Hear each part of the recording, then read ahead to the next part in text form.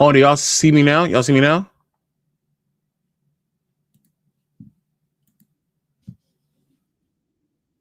Okay, I think y'all see me now. I'm dumb as hell. No cat. I'm dumb as hell. I was sitting there the entire time. Hold on. I was sitting there the entire time.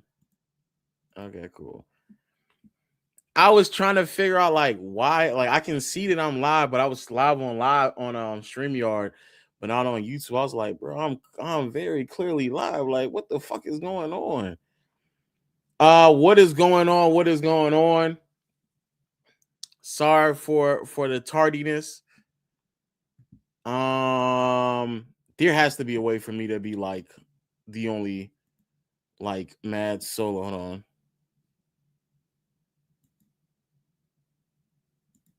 There gotta be a way. There gotta be a way for me to just be on here by myself. Save. Cool. I guess. I don't know.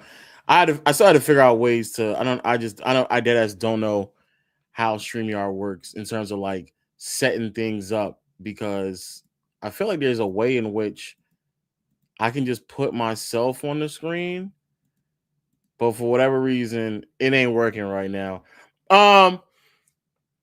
First and foremost, I appreciate y'all for coming out and rocking with us. We are here. We are here. And I decided to do this to give everyone the opportunity if they wanted to have some gripes or concerns or say anything that they wanted to say, they can get it off their mind. Because over the past couple of videos I've uploaded, of course, I have ruffled some feathers and hold on, let me see this. Oh, I have ruffled some feathers and people have been upset at certain things that I've done. And so, or potentially we can just sit here and converse about things respectfully and responsibly. That could also be the case as well. But I've decided to decided it is necessary to give you all at least the platform for you all to do those things if need be. So there is that. Hold on, let me see something. Okay, here it is. And here I am. Okay, cool. Okay, so it does work. It does. It's not as bad as I thought it was. Okay. All right, cool. I had a whole overlay, but I couldn't figure out how to work it and stuff like that. I guess we'll probably just use that for another time. But what we're doing right now, very, very simple. I am going to hand out I'm going to hand out what you call it? Yeah, I'll be honest with you, bro. Me getting this shit up on here was very, very difficult. I don't even know how to like still view the chat, like the chat on y'all end. I don't know. I don't know if there's another way to do it. It probably is. I'm like 1,000% sure there is. But I also just thought that like everybody on Twitch knows about this channel. Everybody on Twitch may not know about everybody on this channel might know about Twitch. So this is just giving the opportunity to do so. Let me see. All right, cool. So I'm giving you all the opportunity to have the ability to come up here, debate, converse, whatever you want to do. This is your time, your moment. I'm putting it in the chat as of right now. There is the StreamYard link. And we are quite literally doing an open dialogue. What up with you? What up with you? What's up with you? This is finally your chance. No cap. No cap. Now, depending on how many people come up here and we have this discussion, depends on how long you're going to be up here. So we're going to try to make it direct, quick as possible, have everything executed correctly. If you have your camera, that would be even better. That'd be far, far better than anything else. So if you have your camera on, I'll have you up here. And then also on top of that, we'll try to swing people in and out, especially if it comes to if it's a lot of people up here, because I do think there's probably gonna be a lot. There is already people in here, so there's a lot. If you have your camera on, you potentially will be prioritized, so keep that in mind as well. But we'll go in order. Hello. Yo, what up with you? I can't get my camera on right now, so I What'd you say? apologize. I can't get my camera on right now, so I apologize. Okay, all right. Um, I have a guy with Luka, with the Luka Doncic. Okay. Yes, I think the criticism of Luka has been actually correct quite recently. Okay. What about the criticism? I think his shot making inefficiency and his inability to allow his teammates take control of the ball and allow other people shine uh is why I dislike Luca. I think What Shea you I said? You think said Shea any clears him as well. who? I think Shea clears him as well. Shea. I think Oh Shea yeah, I think this year Shea is better. But if no not this year, just like in general. I think Shea is a better player than Luca. okay, we'll see. But what? Okay, if that's the case, What do what you did mean we'll you see? What do say? you mean we'll see? I mean, we'll see in the playoffs. I think we'll get to the playoffs. No. We'll definitely Luca's been see. bad in playoffs as well. So He's bad in the playoffs. When you say his inefficiencies, especially as of late, what are you referencing? I mean field goal percentage, I When think you say okay, recently, what do you mean recently? throughout the season, Throughout the season or recently? Those are two different things. I think recently he's Okay, I think so recently, he's what is been up it? a notch recently, but I think generally I think like he's just What like does he shoot from the field? 47%. That's bad. I think for someone who averages 33, 30, 32, 33 a game in 2026, I think that's bad, especially with the amount of shots he take a game. I think 22, 23. That I think that's bad.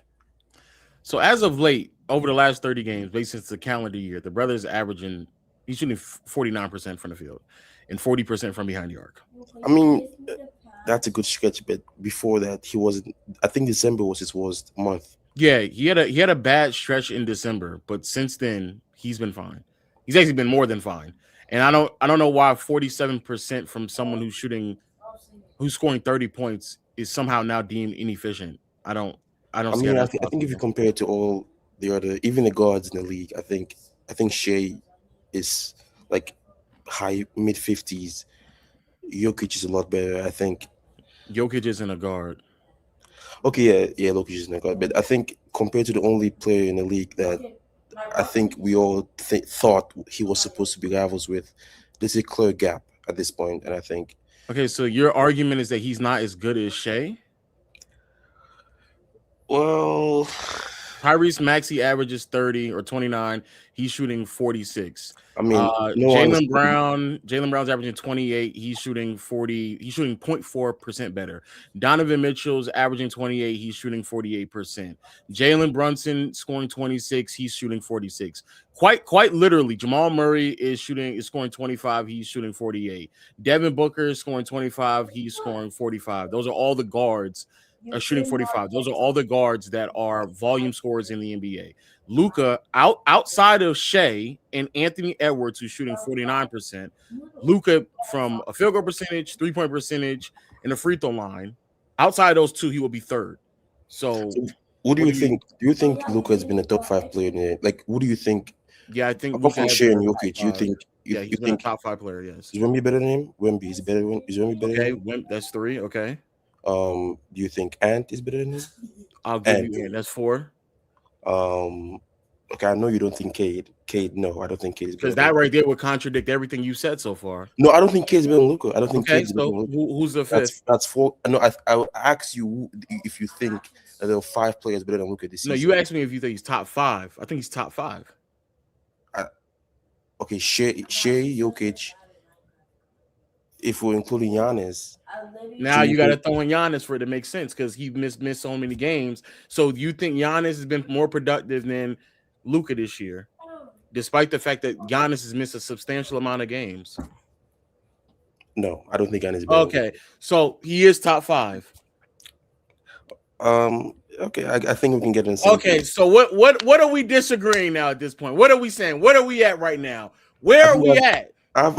chill, Where are we at? I'm trying to think. chill, Where are we chill. at? Where are we at right now? Where are we at? I Where we have at? I have a second opinion, just like second opinion. Okay, let's make it quick so we can get on to somebody else because we already here already. I think Shai is comfortably better than Kobe at this point. Shai is comfortably better than Kobe. Why? I think he's better off both offensively and defensively. You think he's better defensively? You think there's a version of Shai that's a better defender than like 03, 02, 01 Kobe? I mean, I'm talking about like I think Shai when Kobe peaked in like 06 to like 2010, I think that version of Kobe is a worse defender than Shai is right now. Potentially, I don't think none of us know because Kobe during that point in time wasn't on a team with a bunch of other defenders that he didn't have to like overtax himself. So we don't necessarily know. I mean, I think that's like, come on. Come on, what? Pause. Ooh, pause.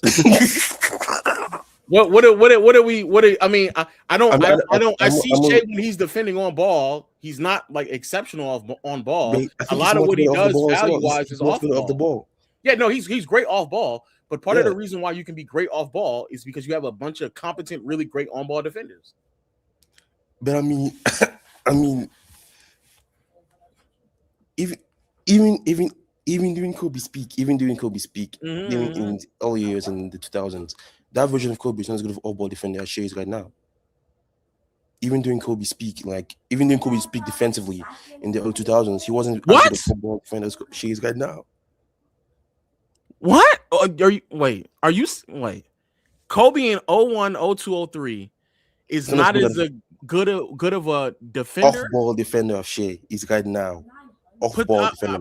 Potentially, but Kobe's responsibility for a large portion of those years is on-ball defense. He's still a better defender than Shai right now. Yeah, I think defense is okay. Let's say it's negligible defense. Okay. On the offensive side, can we agree? Can we comfortably agree that he's a better scorer? I think we are entering territory where he's like, as an ISO scorer, he's getting in that realm. Or not even getting, he is in that realm. The only thing that I have a hard time viewing Shai in the light of other great scoring guards in previous era is like every single time when I see him go off, he's isolated at the top of the key, getting to spots on the floor that when Kobe used to get in those spots on the floor, he would also make at a ridiculous level. So like last night when he got to his spot and they didn't double him again, and he just rolls right at the elbow. When Kobe's taking elbow midi jumpers, he also converts them at like a high 40 to damn near 50% clip.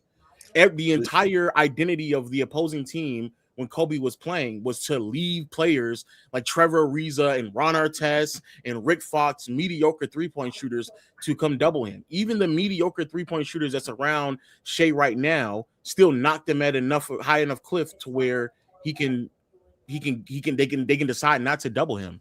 So they just, I think I agree that he's still in that realm. I'm not denying that. But I think that too often, like, people will sit there and just blindly look at stats when we're all watching these games. Shai is closing out games. He's on fire, and they still don't double him because then he can just pass it to a 38% three-point shooter. So your argument he wasn't doing that. So your argument is due to the fact that Shai has elite players around him, they can't commit to him too much because they know he's going to make the lead to the guy who's opening the corner for a three. That's the point. Yes. I think I agree that Shai's in the conversation. Yeah. Shai's amazing, but I think there's more nuances behind just looking at. I think that's a unique point because I thought you were going to go through the playoff part. I thought that was going to be the rebuttal to my argument because Shai isn't really that good of a playoff scorer as his regular season would lead you to believe, especially in the past few years. But to the point about the three-point shooters, like, I think Kobe in his latter years with the Lakers in 08, 09, and 10, I think had a lot of good three-point shooters on the team. I guess relative to the league, but I mean, he did. But I mean, relative to what we're looking at right now, Shai deadass plays 4-out offense. He goes at the top. The other niggas are around the 3-point line, maybe one in a dunker, and then he just dribbles to the elbow and pulls up. Kobe was on the floor with even players that y'all deem as 3-point shooters. They would still leave Derek Fisher open. They would still leave Trevor Reeves open. They would still leave Ron Artest open. They would leave Ludo hasn't been a good 3-point shooter this season. And Lu Dort, as a non-good 3-point shooter, still makes 37% of his threes. So I don't understand what we're talking about right now. Okay, Lu Dort, Kaysen Wallace. Kaysen is a good 3-point shooter. Okay, Lu Dort, Kaysen Wallace. Okay, J-Dub hasn't played this season. Bro, Chet is shooting 35, AJ Mitchell 35, Wiggins 35, Isaiah Joe 40, J-Dub, especially as not J-Dub, the other Jalen Williams, Asian Duke Dennis, he making his at a 37% clip. They just brought in Jared McCain. He hitting his at a 42% clip. And even Lu Dort, for as much as he struggled early on this season, as of late, that man knocking him down too. He making his three. I said 37. I may have been gassing it, to be fair. I may have been gassing it. But as of late, he started off the season really, really bad. As of late, he's much better as a 3-point shooter. So is your argument if you gave Kobe the exact same offensive environment, he'd produce those plus 9, 55% from 10, 16 feet, all those numbers? You believe that? Again, I think it's a tall task to ask that of Kobe. I think that's very, to be fair. What I do know is that Kobe in 2013, that was probably the best functional spacing team that is comparable to what we're looking at right now. Yeah. And then he shot 46% from the field. I think that was actually the highest field goal percentage that we saw out of Kobe.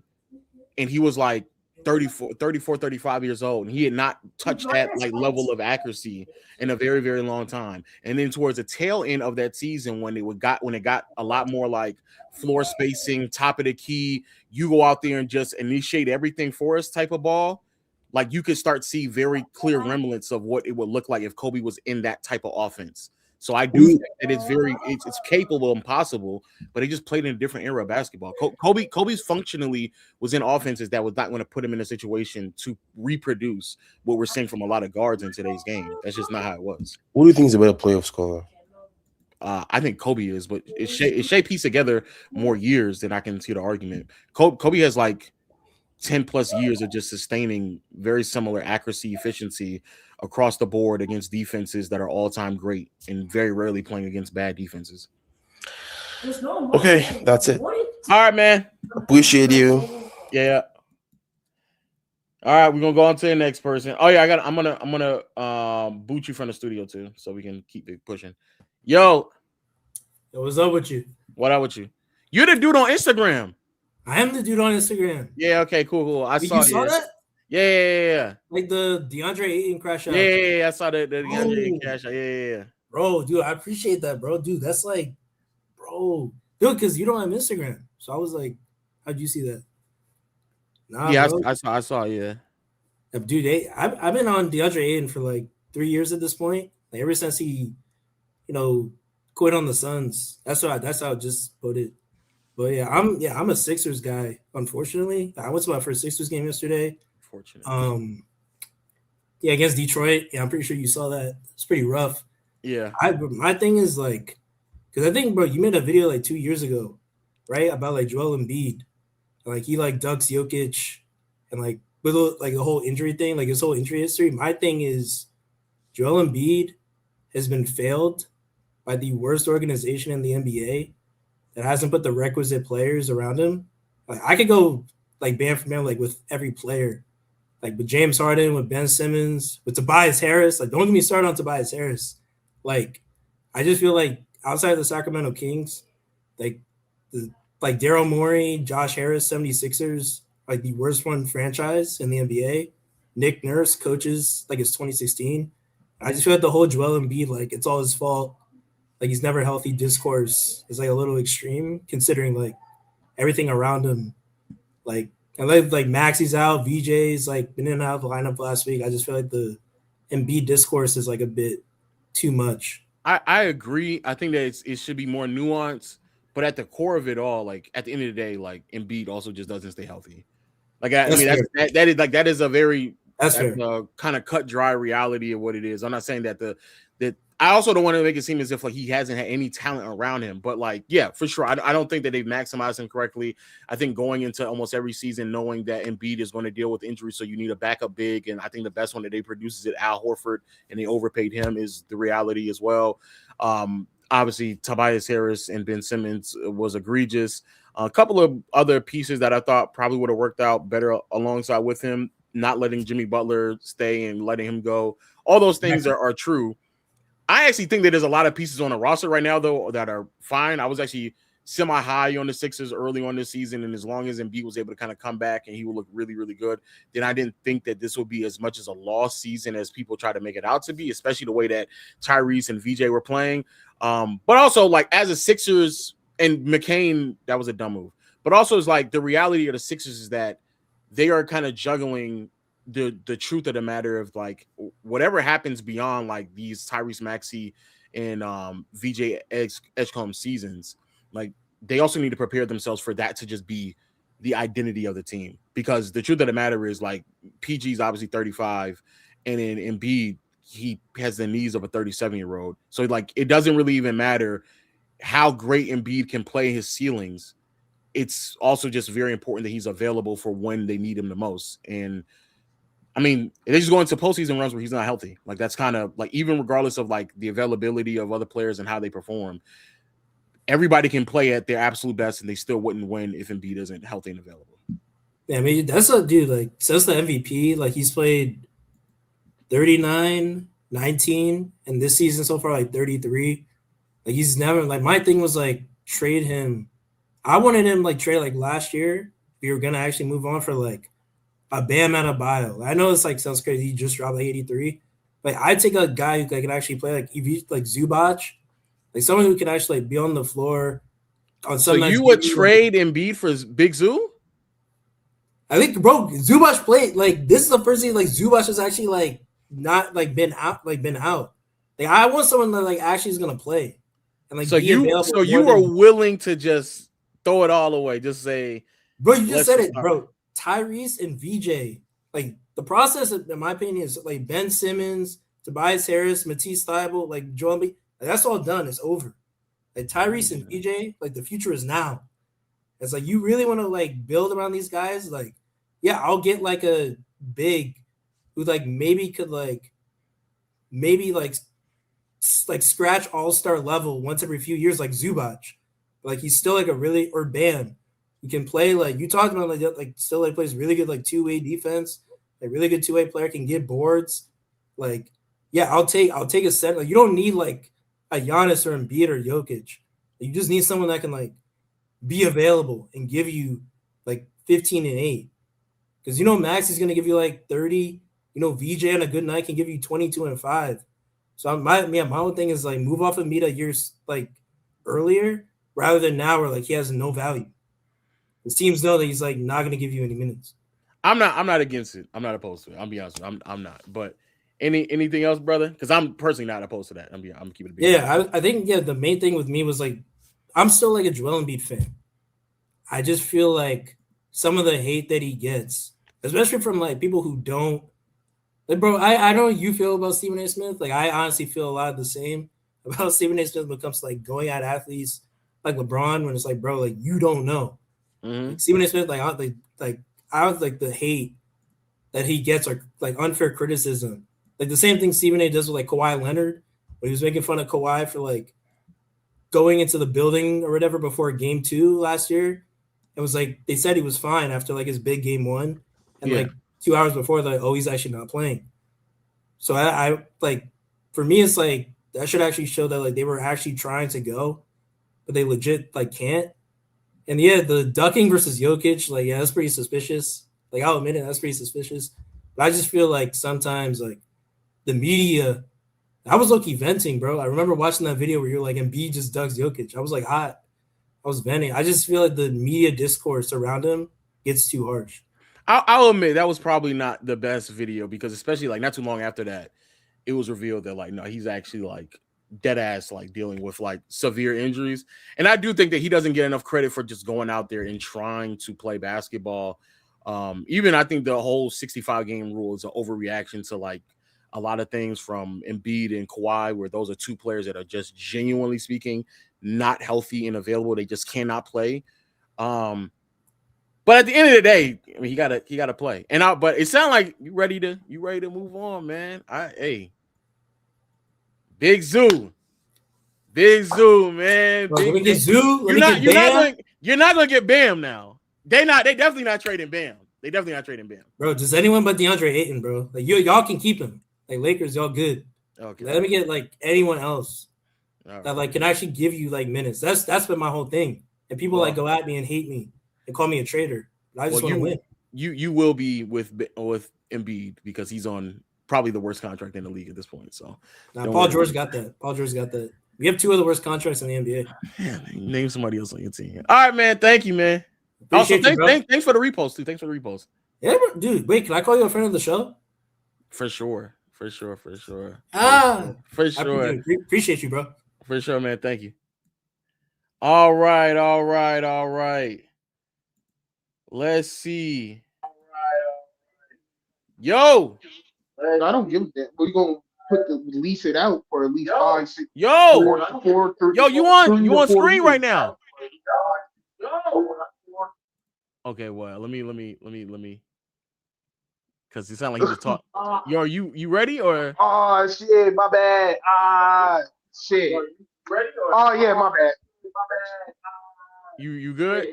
You gotta mute up. You gotta mute up. All right, so me and my homies were having a discussion. You gotta mute up. You gotta mute up. So me and my homies were having a discussion about one of your videos. Oh yeah, you muting bad, brother. You muting real bad. You muting up real bad. There's no way. Can you hear me? I can't hear you. Hold on. I can't hear you. You got to find a way to hear me, man, because the echoing is bad. Can't hear you. It's bad. Can you hear me now? Yeah, I can hear you now. It's all good. All right, go ahead, go. All right. So me and my homies were having a discussion about one of your videos. So pretty much you were talking about Chris Paul and Russell Westbrook. And pretty much I wanted to hear, what was your top 5 point guards? Just point guards of all time. Magic, Curry, Jerry West, Oscar, and Chris Paul. All right. So when I was trying to say was that pretty much Chris Paul is better than Russell Westbrook, my homies were not going for that shit. So pretty much the argument was this, and I'm arguing for them now. So Russell Westbrook is by far better than Chris Paul by peaks. If you're talking about, let's take beginning Chris Paul versus beginning Russell, most people still taking Russell. And then if you're talking about primes, most people taking Russell over prime Los Angeles Clippers or even Pelicans Chris Paul. Or not Pelicans, my bad, the Hornets. So most people are doing that? Most people, and I'm talking to hoopers, these niggas have been on teams, shit like that. I'm not, I ain't no hooper like that. I still shoot with my homies, but them niggas were on teams and shit. And this is what they were saying. So they saying I'm taking Mr. Triple Double 9 times out of 10 over Chris Paul anytime. And then I was saying the same thing about what about if he getting a shooting slump, defense lock up on Russell Westbrook. They said literally, I would take a man that could give me 30, 10, and 10 than getting Chris Paul that pretty much if you put let's say a moderate sized guard on, lock him up, it's done. All right. I'm gonna have to mute you again because it's echoing still, but I got you. To me, the whole like Chris Paul discourse is a lot of people not comprehending the value of just somebody being able to generate quality offense for everyone else. The concept of like passing and playmaking is drastically understated in the NBA community, and people just think that because you score 30 that you're by default just better than someone else who may score like 20. And the reality is that Russell Westbrook scores 30, sure, but he does so in an inefficient manner. They would actually make more sense for a lot of his other teammates to score the basketball. And way too often people act as if like what he was doing in 2017 is like what his rosters have always looked like. But no, he's always been on a roster with competent offensive weapons around him to where he should probably get those players the ball way more often. Russ is a terrible three-point shooter, horrible, even like in contrast to Chris Paul, he's a horrible mid-range shooter, inconsistent, even at his absolute best on his middies. He turns the ball over way too often. For someone his size and athleticism, he should be a far better defender, but he's worse than Chris Paul in that aspect. And even when it comes to his rebounds, you could very well argue that it would be more valuable for somebody else on the team to grab those rebounds over Russ. That is not taking away from the value of the rebounds. He's a far better rebounder than Chris Paul. But if that's the only attribute that I can equate to you just being better than CP3 or a lot of other point guards, and I guess volume shooting when it's a team aspect and you're probably going to surround these players with better scores anyway, no, I don't see it. And I think even the whole volume aspect of Russ doesn't really make that much sense to me because he's still not a good enough scoring option for him to be the first scoring option in any team regardless. So even if you want to sit there and say, well, he scores 30 and Chris Paul only scores 20, those 30, you would probably still find somebody else to put around him anyway. So we're already in agreement that you need to put better scoring options at a high volume clip to maximize both Chris Paul and Russ. Then I don't know. I would go as far as say I don't even think there's an argument that Russ is like at best like a top 8 point guard all the time. He's like at the bottom half of the top 10. And that's exactly what my point, and that's what I was trying to get to my friends. But then the next thing is that they were hitting me with was that his defense is by far better than Chris Paul's. No, Because and that's why I'm like literally the man that was literally on the Hornets almost averaging 2 steals a game, 3 steals a game. yeah. So that's all I was trying to say. But yeah, you answered it the way I was trying to debate it. I just want to hear it again. So that's all I want to hear. All right, thanks, man. Appreciate you. All right. There's 2 people on here that I really want to get because one of these people I'll be seeing in a comment section pretty often. But let me get you first. Oh shit, what's good, Lo? What up with you? What up? What up? So how long can you have someone on the panel for? Just asking. We're just trying to be quick because it's a lot of people. There's already other people asking for another link. Okay, so do you think you have like any crazy takes like out of the normal that like no one really has that I could like maybe debate you on or not? Or like what are you kind of doing on here basically? Well, the whole purpose of it is if you already have disagreements with me, people are coming up with already set disagreements with me. Okay, so I saw that you have Larry Bird outside the top 10. Yes. I guess that would also be my crazy take, I guess. Okay, so how like I've seen like the video on why you said like his prime or like was like really short. Do you think like what you call it like so basically I want to hear the reason again, like how come Larry Bird is like outside the top 10, like if you have like any new stances because you have him in 11, right? Yeah. The reason why I just have him in the not outside the top 10 is simply because I just think that in terms of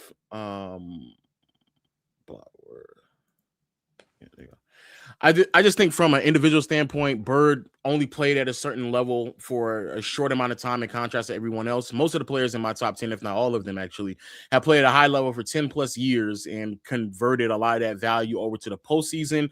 Bird's regular season play at that level is only 10 years long, and all of it always didn't translate into the playoffs, especially in the first like 3 to 4 years of his postseason career. He's also not the finisher that I think a lot of people make him out to be. Defensively, it kind of really waned off towards the tail end of his career, and just all around as a scorer. If he just wasn't as aggressive as a scorer as he probably should be for a lead option on a team. And you have Russell over him, right? Like I know. Yes, yeah. I thought you meant Russell Westbrook. I was like, whoa. No. Oh, Bill Russell over him. I think his defense, because like sure he won the rings and stuff, but I think like I don't really have Russell over the other guys just because I don't think he's like one of the like I think he's the worst offensive player like outside my top 10. Like even though he won the rings, I think his contribution was like I feel like overstated. Do you think like his defense like mitigates him being in the top 10? Like forget the rings, like his actual impact. Do you think that team was only winning because of defense. They existed before. Bob Cousy was on there before. They were never getting deep into the postseason. As soon as he gets there, they start making deep postseason runs. They start charting the tops. They are immediately the best defense in the NBA. They're so good defensively that it actually skews the league average defense to about 2 to 3 points just because of that one team. And then every time he doesn't play, they fall off a cliff defensively. They're not nowhere near as good. They even look worse offensively. Their whole offensive identity was really running in transition, which was also generated because how many stops he would get defensively. I don't know. I agree that he's the worst offensive player. He's probably the worst offensive player in my top 50, probably. But I think what he does defensively is just so invaluable at that point in time in NBA history. It's hard for me not to put him in the top 10. You're relegating based on like the time, like not like necessarily like their skill set, but you're basically saying like he definitively would have to be like the best defensive player of all time for you to like. Yeah, he is. Yeah, have him top 10. Yeah, I don't got much to say. I'll probably come back if I have anything else. I'll see. All right, man. Thanks, man. Okay. All right. NBA Addict TV. Hey, yo, what's good, Lo? What's good, Lo? What's happening? What up with you? I see you in the comment section all the time, so I'm pretty sure you have some complaints. Listen. I am a fan of you, bro. But what bothers me? First off, I want to get off my Chris Paul, my Russell Westbrook is better than Chris Paul debate, but the other nigga Day took my shit. So I'm gonna get to that. First off, I feel like a lot of people on NBA Twitter, especially the prominent names like yourself, you guys are so quick to hop on the take, and I just want to apologize first because when you said that shit about Bam, oh this is lame, this is lame as shit. I went back, saw your Twitch, I respect it. I respect you gave Bam his flowers in the moment. I will give you that. I will give you that. But yesterday, I'm watching the Denver game, the Denver versus Spurs. I'm like, all right, this shit kind of cooking. I see a tweet from Legend of Winning. Oh, we need to have a conversation about what's happening to Denver. What you mean? Did you not see the game against Houston? Did you not? It's the Rockets. Are you serious? All right, no, come on, Lo. Bro, they're a bottom 10 deep. Bro, everybody thought that the Nuggets were going to be one of the top 3 teams in the West. They were supposed to be a title contending team, which I'm not saying they're not. Jokic goes down. They're actually fine. Then Jokic comes back. They start losing games. When Jokic is in these games, they are horrible defensively. Aaron Gordon comes back alongside Christian Brown, and they're still mediocre off defensively. This nigga Jokic just had several games where he can't buy a fucking bucket and he keeps shooting threes, even though there's teams and moments where you need to attack the actual big. Bro, attack the smaller player. Bro, they went up against OKC, and the reason why they were even down for a good portion is because they decided, all right, cool, we're going to let Aaron Gordon feast, and he was cooking in the beginning. Then when Aaron Gordon comes off the floor, Jokic just decides that I'm not going to do the exact same thing that he was doing. What the fuck are we talking about? Why is that team the 6th seed in the West? Why is that team not where San Antonio is? Why? Hey, listen. They dealt with injuries. Wait. So did San Antonio. Hold up. Let me cook. They dealt with injuries the majority of the year, right? But despite that, despite them not having their entire team as a whole the entire season, they still went band for band with OKC. Yes, OKC was missing players. Nigga, you can't make an injury argument and then say they go band for band when a team that's injured. Are we serious right now? Hold up. It's OKC though. It's OKC. You know they deep as shit. Okay. No matter who they put on the floor, they're going to play and they're going to play very well. Listen, regardless of that, they went band for band with OKC. It took Shai hitting a fadeaway 3 on some bullshit and that going in, right? Boom. They that blow was out. Bullshit, but the other shot before was not bullshit. No. It was. Okay. But Shai just that nigga. He is just that nigga. But listen, they blew out Houston, and they come back down 20 against the Spurs without Wemby for sure. But oh my God, my nigga. Wait, hold up. Okay. Go ahead, go. Listen, they without Wemby for sure, but that San Antonio Spurs team still is deep as fuck, and they have hoopers, right? I don't think you're giving Denver enough credit from what they dealt with this entire season. And I think you jumped the gun a little bit with that tweet. Talking about, we need to talk about what's happening in Denver. They really haven't been, all right, if your argument for that tweet is they haven't been a good defensive team, they haven't been a good defensive team. Really, like since the Jokic era, they've been okay, average. They've been all right. But if your argument is, they're like bottom 20, they've been that all season. Brother, You cannot argue about injuries and then bring up how they went to the wire and almost won or beat teams that were dealing with injuries. The Spurs missed their best player, and then you're telling me it's not that big of a deal that they were down by 25 in the first place. They shouldn't even been down anyway. You're telling me that you go up against a team with no Hartenstein and no Chet, and all of a sudden they go down to the wire with them when Jokic should have went crazy in that game. And it's not just Jokic, and it's not just their defense. Christian Brown's shot is falling off the face of this planet. Cam Johnson is not the addition that many people thought he was going to be. That defense is overly dependent on Aaron Gordon's presence. And while that's happening, Jokic is playing egregiously bad defensively. He's just playing bad defensively. And so I'm not sitting here saying it's the end of the world. I still think that they're one of the better teams in the NBA. I'm not taking that away from them. But where the Spurs are right now is where a lot of us thought Denver was going to be. And every single time for the last 10 to 15 games, especially since Jokic has been back, they have been underwhelming even in their wins. Even when they played the Lakers and how close that game went, that should not have been a close game. Even when they went up against the other team that they barely beat, the Jazz. They barely beat the Utah Jazz. They barely beat them. They have not been that impressive of a roster for the latter half of the last 20 to 30 games. They just have not been. In most of those games, Jokic has played. And so, yes, injuries are certainly a problem. The Spurs started out the season without De'Aaron Fox. He comes back a couple of days later. Wemby goes down. Wemby comes back. He's coming off the bench. And when all of them are together, that team is still better than the Denver Nuggets. So you're sitting here arguing about injuries. Everybody's dealt with injuries, and yet still some of these teams have performed even better. Despite the fact we went into the season, we just assumed that team was going to have better pieces. We thought they were going to be just as deep as San Antonio OKC anyway. I mean, listen, everything you said was fair. Everything you said was fair, but my initial argument is saying that I think you jumped the gun a little bit with that take. Talking about, we need to have a conversation about Denver. They're still playing very hard and playing very well against these teams. It's not like they're getting blown out by a depleted OKC team. It's not like they're having trouble competing against the Houston Rockets, who nobody's really taking serious. The Rockets are not a good team. You keep throwing that shit around. No, they're a top 5 team in the West. You can't say they're not a good team. Come on, bro. Oh man. Bro. I want everybody to know what he is bigging up right now. They beat the Spurs without Wemby. Congrats. They beat Houston. Cool. Lost to OKC. Lost to the Knicks. They beat the Lakers. They beat the Jazz. Lost to Minnesota. Lost to OKC and OT. They beat Boston. That's great. Lost to the Warriors. Beat Portland. Lost to the Clippers. Beat the Grizzlies. Lost to the Cavs. Beat the Bulls. Lost to the Knicks, the Pistons, and the Thunder.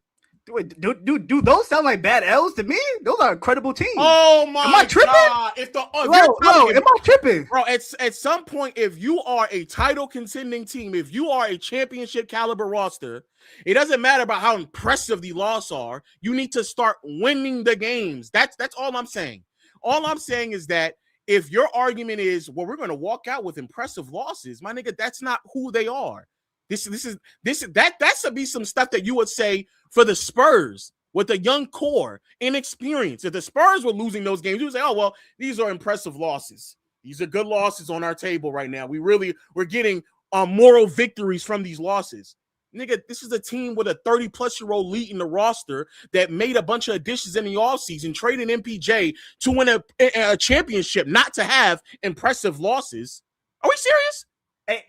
Listen. If we're gonna talk about the details and the nuances of the Denver Nuggets, Cam Johnson has been a bit underwhelming. I mean, Tim Hardaway Jr. has been the better piece of the letting go of MPJ for real. They're relying on Spencer Jones, who has been hooping for show, but Spencer Jones, who saw that coming into the season. I mean, Jamal Murray. I'm not saying it's all negative. I'm just saying that the Nuggets aren't as good as we thought they would be, and there was room for them to be substantially better, even with the injuries. And they're just not. And even when everyone is healthy and available, the Spurs are still better when they're healthy and available. OKC is still better when they're healthy and available. That's it. And I don't think it's that crazy to sit there and say, and be very mindful. it wasn't really a hot take that I ran to. Nigga, I waited like 15 games for me to finally say that. They've been playing bad for quite some time now. They've been underwhelming for quite some time. This is not me reacting to one game. I know it. That's fair. My bad. If I took it as you saw that they was down 15 plus in that game against the Spurs, and I thought you reacted off of that, hey, that's on me. That's on me. That is on you. I feel like sometimes in the NBA Twitter space, motherfuckers just they quick to spit out these hot takes, and I don't like it. Especially on that Bam night, the 83-point night. A lot of motherfuckers was negative, and I absolutely hate that about the NBA community. But before I get off here, can I just debate this Russell Westbrook Chris Paul thing real quick? Okay, go ahead, go just quickly. Listen. I feel like Russ has always been overtasked in since KD left. No, don't look at me like that, bro. Listen, bro. I feel like Russ has been overtasked in ways people don't realize. Since KD left, he's been overtasked with that OKC team. He's been overtasked when he went to Washington, and he kind of been overtasked when he went to Houston as well. Oh my God! Yo, he was overtasked in Houston. Yes. With what? Because Daryl Morey went ahead and he thought it was a great idea. He thought it was a great idea to trade Clint Capella. Because they were trash when them two was on the nigga. He traded him so he can make it easier for Russ to get to the basket. Because when he was on the floor, he couldn't get to the fucking rim. That's why he did that. But when you're building, they were an objectively better team after Clint Capella left. But when you're building trying to build a winning basketball team, not having your center out there really showed, especially in the playoffs. They were struggling against that CP3 team that nobody expected to do anything in the playoffs. It took them to 7 games. It took a James Harden block on Lou Dort for them to come out that series successful. But Russ didn't play in that series though. He had a torn quad. No. That's what I'm saying though. It's not you're saying that Clint Capella wasn't yet. The whole idea of trading Clint Capella was for when Russ was playing. That's not a fair representation of what the team will look like in a playoff settings when the second best player on the team isn't there. Like, sure, if Clint Capella played that entire series, maybe it doesn't go to 7. But if Russell Westbrook played 7, then it wouldn't went to if Russ played all the games, it wouldn't went to 7. So like that's not fair to an indictment of which call. And if they played the Lakers and Clint Capella was there, Russ would have looked even worse. He would have looked even worse. That's a hypothetical, and I wouldn't say I agree. But anyways, the argument right here is the Chris Paul and Russell Westbrook debate. At no point has Chris Paul shown that he has accomplished more throughout his career than Russell Westbrook. Not even talking about the triple doubles. Not even talking about Russ being the leader in rebounding for guards. Russ had just always has done more throughout his career. In their head-to-heads in the playoffs, 7-7, and they both been to the finals. Chris Paul has shown a lack of being available as well. Russ has always shown to be on the floor, except in that 2020 series, obviously because of the torn quad. But despite that, I feel like Russ never gets the flowers that he deserves, especially in this Chris Paul debate. You say he's top 8. Please name me the 7 better point guards than Russell Westbrook. So the 5 that I just named: Magic, Curry, Jerry West, Oscar Robertson, Chris Paul. Chris Paul is without a doubt. The thing. All right, I'll say the next 2. Either Kidd or Nash, I would put ahead of him. The thing that bothers me about the Westbrook thing is that saying that he's overtaxed when he shared a good portion of his career with Kevin Durant, and in 1 year without really much of any offensive help. And then the following subsection of years, he's playing with Paul George, Carmelo Anthony, then Paul George, then goes to play with James Harden in Houston. When Clint Capella was there, it didn't really work out. So they changed their identity to aid him in the process of being a player that can really maximize who he looks like. And then after that, Washington was a dud. That doesn't really matter. But then even when he went to a team where he had a lesser role and responsibility, you start to see more of the flaws. You really start to stand out because of who Russ is. Russ can score 30 points, but on what efficiency? Russ can give you 10 assists, but how often is he turning all over the ball? Russ can be a passer and playmaker, but if you have other competent pieces around him, what does he look like as an off-ball threat?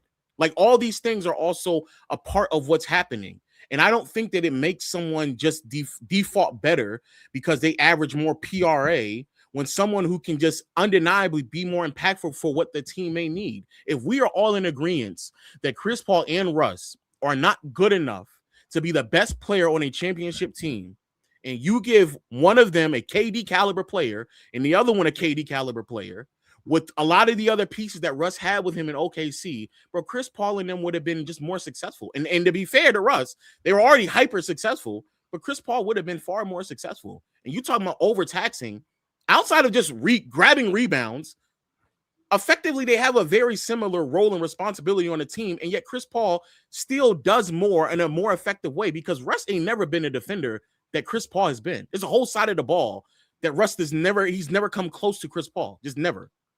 Wait, hold on. First of all, let's not throw away the rebounds because that's unfair and that's a huge part of Russ's game. So let's not do that.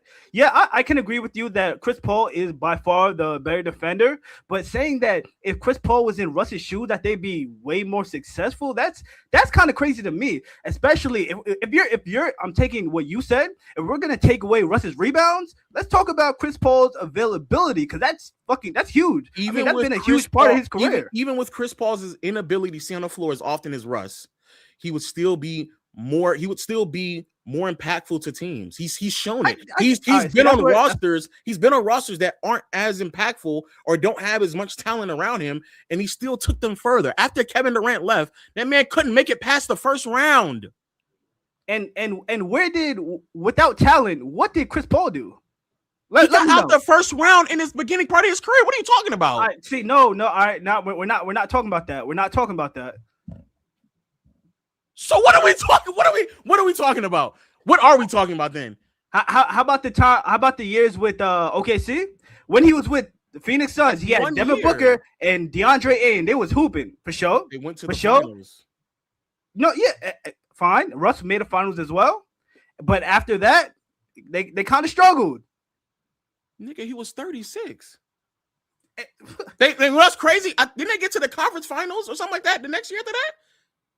But he was 36, 37. I'm not holding. Do I got to talk about what Russell Westbrook is doing at 36, 37? Hey, listen. Oh, okay. Hey, listen. All I'm saying is Russ has never got his flowers, and I think we should give Russ way more love. Saying he's not better than Chris Paul or has not had a better career than Chris Paul is just unfair to him, bro. He hasn't. I don't know what to tell you. It's unfair that Chris Paul didn't play with someone like Kevin Durant and James Harden and Serge Ibaka and all those other players. He played with James Harden. Oh, you're right. I'm sorry. He didn't play with Kevin Durant, Serge Ibaka, and James Harden all on the same team. He played with Kevin Durant too. He played with KD. He did. I'm not all on the same team. Oh, all right. My bad. Oh, okay. My bad. Okay. Hey, listen low. I be talking shit. But I fuck with you, bro. For sure. Thank you, brother. Yes, sir. All right. Let me get this brother. I think he's driving. Yo, what up with you? Hey, what up, love? Can you hear me? What up? Yeah, I can hear you. Oh no, you're lagging. The question has you're lagging a lot. I'm on the road right. I know I'm on the road. I'm gonna go through Virginia. How long are you gonna be on? I'm gonna have to call back when I get to the house. All right, probably like an hour. Oh yeah, I'll be home about 20 minutes. All right, baby. All right. I'll be back on, man. All right. We're gonna bring up 2-3 more people, and then we're gonna hand out another what you call it? Cool. What's up, Will? How's it going? I'm good, brother. How about you? Cool. I'm doing good. So I've been watching you since like 2020 and love your content, the way you analyze the NBA and your like debating style. And about 2 weeks ago, I saw you on the Deep Three, and you made some pretty great takes. There was one in particular I disagreed with, and that was the fact that you said that the Celtics are contenders. And I mean, I get it was like 2 weeks ago before Tatum came back. However, you said like even with Tatum, they're still not contenders. And I guess the reason I disagree is because like this whole year they're the 2 seed and they got the 3rd best offensive rating, 5th best defensive rating, and 4th best net rating.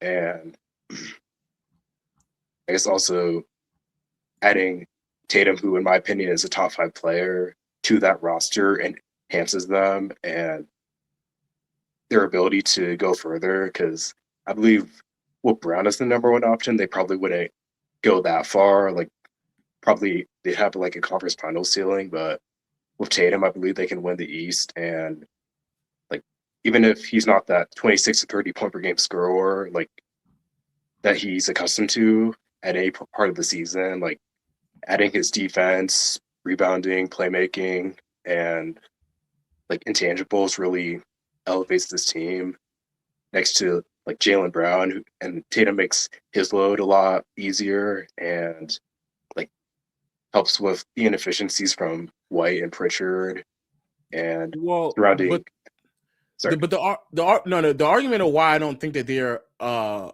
legitimate like contender has everything to do with like I just don't think that that team in particular is able to beat like 2 or 3 teams in the West. I don't think just because you get to the finals that by default it means that you're a contender. Like I didn't think that the Miami Heat when they came out against the Denver Nuggets that they had a legitimate chance to win for me to consider them a contender. I don't think that there's not a world where I can like piece together where it would make sense for Miami to win. And I guess in a world where Boston starts raining a bunch of threes and they can just knock them down at an astronomical rate, maybe that makes sense and maybe that can happen. But like if I have to like convince myself that everything has to go right for you to finally piece together a run and then sustain all those right things for happening, not only for the first 3 rounds in the playoffs, but then also in the finals for it to be competitive. At that point, I'm doing a lot of like stretching to kind of get to that point. But do I think they can make it out of the East? Yes, I think they're the favorite to get out the East now at this point because Tatum is back. But I don't see any team in the East as currently constructed that's good enough to go with OKC if they're 100% healthy, with the Spurs if they're healthy, hell, even with the Nuggets as well. Like I think there's just too many teams in the West that just look head and shoulders better than a bunch of other teams and just have way more. They have different ways to just win basketball games. Boston's really and truly only way to win is if they just start raining threes and everything works out for them. I don't think that that's enough for me to then label you contender. But that's just my terminology of a contender. That's just me.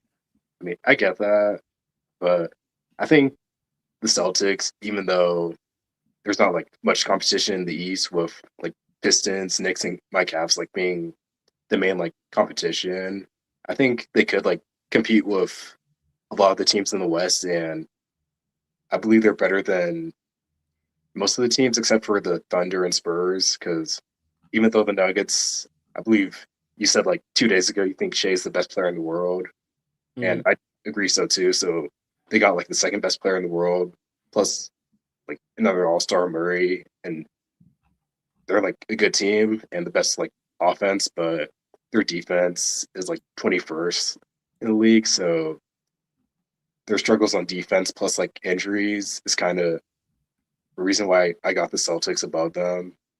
And like the Rockets and Lakers are kind of like pretenders with their like. So if you think the Lakers are pretenders, you think the Rockets and Lakers are pretenders, so you just think there's a big enough gap between Boston, Rockets, and Lakers if everything goes well and right for them? Because effectively, you're kind of also anticipating that a lot of things have to kind of go right for Boston. Like they have to start making their threes. Tatum has to play at least at a certain level for it to make sense for a deep postseason run. If you can think that optimistically about Boston, what's holding you back from thinking that optimistically about like the Lakers or even Minnesota? Yeah, I think like Minnesota could like potentially like go to the finals and even like upset OKC, but for the Lakers, I think their defensive issues along with like lack of center quality will make it harder for them. Okay. And, I can see that. I can see that. Yeah. And then for the Rockets, they've dealt with injuries plus I mean, you ain't got to explain to me the Rockets. Well. You ain't got to explain to me the Rockets. I know the Rockets. I know the Rockets is not real. For sure. That's not a real team. And then for the Spurs, I think they could also make it to the finals, but they're, of course, inexperienced with only Black Falcon, De'Aaron Fox, and like Cornet, like having playoff experience, but of course, like they could make it far, and they got a great defense as well, like anchored by Wemby. But I feel like the Celtics, they got, even though the 26 Celtics aren't the 24 Celtics, like they don't got Drew, KP, or Horford. They still got some of their championship core, and like around their 2 stars, they got a mix of shooting, even though I guess the reason I believe they'll be a better shooting team is because of Tatum's gravity and how like White before the season he was like a 37% 3-point shooter with the Celtics. This year he's at 33%, and Pritchard, he's been inconsistent. And I believe like having Tatum back will like elevate those guys. And even if their 3-point shooting isn't the best, I believe their defense will be able to hold up with guys like Hugo, Gonzalez, and like Keita, Walsh, and Baylor, all of them like having like quality minutes to the roster, along with Tatum, Brown, and White, who might be like the best defensive guard in the league. I agree. I agree with what you're saying. I just think that I think for the Eastern Conference, I think it's enough. But just for me, I just as someone that just doesn't see outside of one path of them just knocking down their threes at a crazy rate, I just don't think they have enough pieces to go out there and compete with a lot of teams in the West. So that's just it. I still think they're a really great team. I still think they have a really good chance to make it out of the Eastern Conference. I just think that the top end talent in the West from a team perspective is just, I think it's just noticeably better. I think every team in the East has like a noticeably glaring flaw, and most of them only know how to win games one way, maybe two. Like Detroit is like overly dependent on Cade, and then they have to then overly depend on like their defense. Boston is overly dependent on 3-point shooting, and so then you have to start asking themselves to start like defending at a level to kind of keep up with everybody, because like the JB middies and stuff like that, I just don't know how they're going to translate into the postseason. The Knicks are overly dependent on Brunson because they don't really take advantage of mismatches with Towns offensively, and then those two on the court together are bad defensively. It's a lot of things that they do things really well, but it's like in OKC, Chet and J-Dub have basically been in and out, especially J-Dub, and they can still win games with Shai as an offensive weapon and then their defense. And then at any point in time, you can just get a great game from anyone else, let alone in a hypothetical world what J-Dub could also give you. The Spurs have won games with or without Wemby. They won games offensively and defensively. They've won games where, and to be fair, you're right, the inexperience is there, but they've also won games where De'Aaron Fox is playing amazing. And that's all that has to do with nothing with what Wemby can potentially be in a matchup. Like there's the ways in which all these other teams can just win. Jamal Murray's playing the best basketball of his career, regular season wise. You add that with what Jokic can do, and then potentially what the defense can sustain when Aaron Gordon and Christian Brown are there. And then Tim Hardaway, Peyton Pritchard. There's like a lot of, I said Peyton Pritchard, Peyton Watson. There's a lot of like things that they're going for themselves. You go and Peyton and shout out to Keita. Like there's a lot of really good pieces there. They're not so good though that I think that they can individually like have moments where they can swing an entire series on their own. Like Denver has that with Aaron Gordon. San Antonio has that with Fox. OKC has that with Chet. They just have, and that's besides the best player on the roster. I just don't know if Boston has too many options like that. And I feel that way for a lot of teams in the West. I mean, in the East. But yeah, that's fair. I totally get that. But yeah. All right. Thanks, man. Yeah. Thanks for having me on. Yeah. All right. Let's see.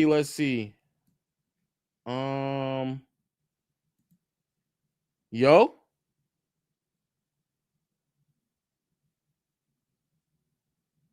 Can't hear you. Going once. Going twice. All right, we gotta move on. Yo.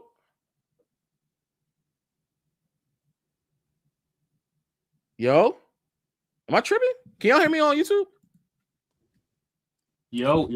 Oh, okay. I'm about to say, am I tripping? You can hear me? Yeah, I can hear you. All right. Your take that I had an issue with is you saying current and is better than anything we ever seen Jason Tatum do.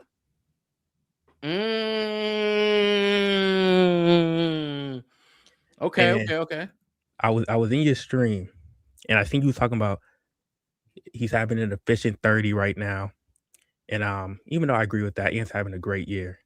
I think that how can you see what Tatum was doing with the players he had around him? Tatum's off-ball defense, Tatum's defensive versatility, Tatum's playmaking, and say Ant is peaking higher than him because Ant's giving you an efficient 30 ball. And I'm not saying 24, 25 Tatum was like this elite player. He had a bad shooting year, in my opinion. But if you look at his shooting stats, that's an outlier year, if anything. He's a better three-point shooter than what he showed during that run. Okay. So I don't know. Like I'm trying to understand where this Ant is peaking higher than what we've ever seen Tatum do. And then you compared him to Cade, and I think Cade's having a great year, but I think it's a little bit disrespectful to say. No, Tatum is better than Cade. Yeah. Okay. So especially because I think after I got that off, this nigga reminded me who he actually was. I don't know. I think the defensive argument is probably the selling point for Tatum.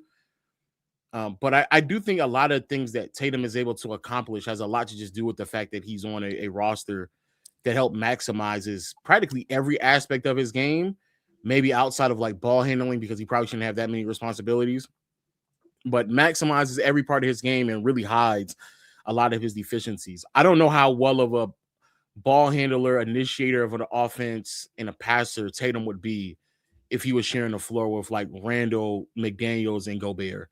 Like I don't know what that would look like. I would assume it would look worse. I think Boston knows that as well. That's the reason why they put so many 3-point shooters around him. I also think that from a coaching perspective, Mazzulla is just far better than Chris Finch. But I don't think it's like outrageous to say that Tatum has been better. I do think that there's like some value that he provides defensively that Ant just has not reached on and off ball for that matter. I do think that like as a scorer, Tatum has seen heights that may not be indicative to where we last seen him or even the year before that because how up and down it may have been. I do, however, just believe that as a scorer, what we've seen from Ant this year, Tatum has just not reached these levels and sustained them for an extended period of time. How close of a gap it may be, I'm willing to entertain it. But I do think like the version of Ant we're witnessing this year as a scorer, I don't think that Tatum is ever reached those heights. Okay, so we're going to talk about their scoring ability. What has Ant shown you this year that you don't think you've seen from Tatum for an extended period of time?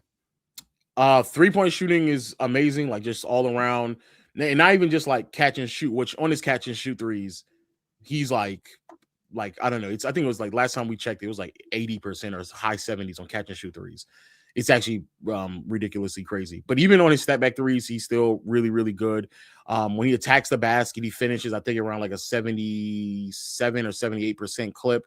And in his the midi to me is the thing that's really put Ant over the top because Tatum can get to the basket as well. Tatum can have moments where he's shooting threes and knocking them down. But that in-between game for Tatum has kind of fluctuated over the years. The athleticism paired with the like midi and ability to kind of get to certain spots, that's where Ant has kind of like really showed me a little bit of a difference. Tatum go-to shot or his ability to get to certain spots tend to pertain to his ability to like shoot off the dribble three. But Ant is like getting to certain spots in a midi, elbow, 3-point shot, getting to the basket, finishing strong. Like he's having the best finishing season of his career while also having the best mid-range shooting season of his career, while also having, if not the best, and the second best 3-point shooting of his career. And all those things are better than I think Tatum in every aspect, maybe outside of 3-point shooting. I may be wrong with that, but I don't think Tatum has had a year where he's shot 77% at the basket. I could be wrong though. I feel like last year he was like he was up there. Don't quote me on that, but yeah. I remember his numbers last year were pretty good going to the basket. 73. But oh no, that's this year. It was 78. So you're right on that. It was But he's never had a season. I'm looking at it right now. He's never had a season where he's as good as Ant from a mid-range standpoint, not even remotely close. And the last time that he was a 40% shooter was in his third year, what the volume wasn't as high as it is for Ant right now. So yeah, you're right. Last year he got to the basket, he was finishing really high. This year, years prior, no. Actually, last year's the only year where he's made 75% of his shots at the rim. Yeah. But yeah, so mid-range, I mean, finishing at a rim, I think is comparable, I guess. I still think that Ant is better just because of the lack of floor spacing and his ability to finish. But I'm not even joking, quite literally everything else on the floor, I don't think Tatum is ever like from 10 to 16 feet. Ant right now is shooting 50%. The highest that Tatum has ever gotten is 44. Okay, so if we're going peak for peak, I will agree with you that Ant is probably peak for peak is better than Tatum. But I think everything else, I think that's why I think Tatum at his peak is better than Ant at his peak. And it's like splitting hairs. They're probably like pretty comparable at this point, but I just think Tatum is better. And if I was making a team, I would want Tatum before I'd go get Ant. I just want to see Ant on a better floor space roster, because I do think a lot of things that Tatum has been able to accomplish does have something to do. And this is not a knock to him. I just think Boston has done a really great job identifying his flaws and try to elevate him beyond those flaws. So they're giving him floor spacing at every position. But I think even before like that 24 season when he had that great team around him, and it was like really hard to fail with that team. I think Tatum has shown like a level to rise and like elevate his teammates, like the 22 team, the 23 team, all great teams. But even the 2020 year, I think Tatum has shown like these aren't like elite rosters around him, and he's still like producing at a pretty high level. I know maybe elite may not be the right word, but I feel like Tatum has been on really good rosters for at least the better part of the last 5 years. What I'm saying is he's on rosters where it's every strength of his that he has gets emphasized and all his weaknesses are hidden, basically. So even before, when it was like Kyrie and then Kemba, and they were just trying Marcus Smart as guards, they just removed all of them and just said, hey, we're going to get defensive oriented guards that can handle the ball and still knock down shots to kind of aid you in that capacity. We're gonna say Marcus Smart can knock down shots, man. Come on, bro. I'm saying removing them, Kyrie, to Kemba, and Marcus Smart. We're now going to bring in Derek White and Jrue Holiday to aid you in that capacity. So as an on-ball defender, you're not taxed with defending the opposing team's best player, because Derek White and Jrue Holiday can handle that from a guard perspective, and Jaylen Brown can handle that from a wing perspective. So you don't even have to really defend the opposing team's best player. From a floor spacing standpoint, JB or Holiday are the worst three-point shooters, but JB is still going to demand a certain level of attention because how good of a scoring option he is.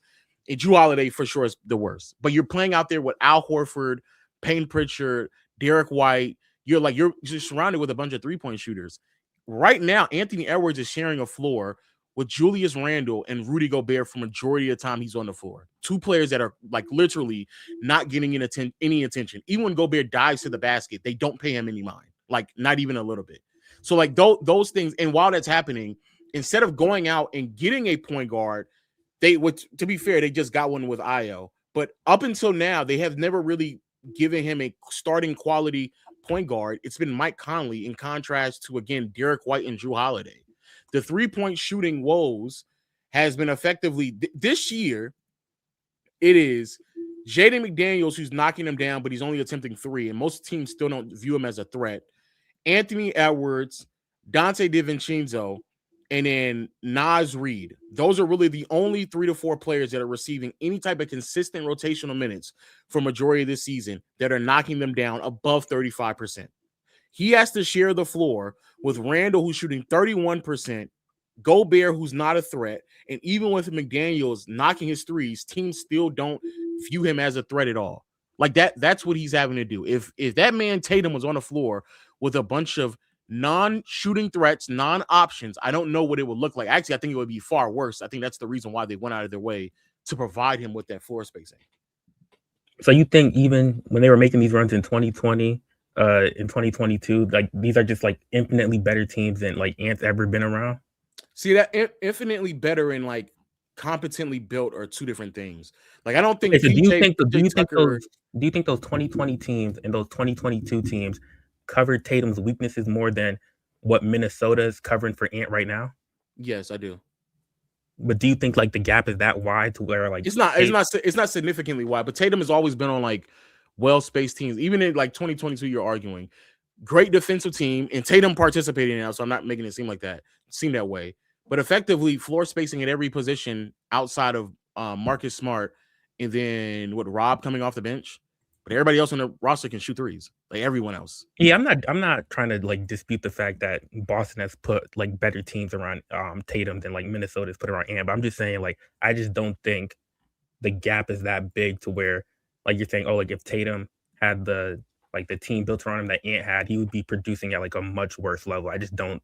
Maybe not much worse, but I think maybe it's the inverse. I think you would get a better version of Ant if he had a competent point guard, another ball handler on his roster, and also a better floor spacer than Julius Randle. I think you just get a better version of Ant. Okay, so that team that lost to the Mavs in the Western Conference Finals with Cat and Gobert, you think if Tatum had that team, he would produce at a lower level than Ant did that year?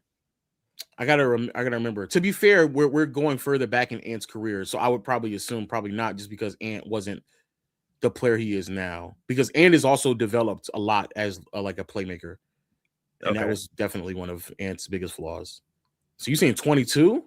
No. What was that? 24? The year the Celtics won the chip. Yeah, that year in 24, Ant. I don't think Ant was a good enough playmaker to get in these combos. I think he's definitely shift defenses far more now than he did back then. Teams have to like legitimately defend him from behind the arc, and he can get by players. Like he's a different player from then until now. I just think this version of Ant and the things he's had to adjust and do is just really impressive. But I agree with you. We are splitting hairs. It's not like I'm gonna make this last point quick, so I don't want to hold up too many people's time. I wasn't gonna do the Tatum and Luka one, but I feel like that's one that's been like repeated too many times. But you said Shai should be unanimous. I disagree with that because I think a player has a pretty strong argument for MVP, and it's not like a popular one, but I think Luka, in my opinion, would be second on my ballot. Jesus Christ.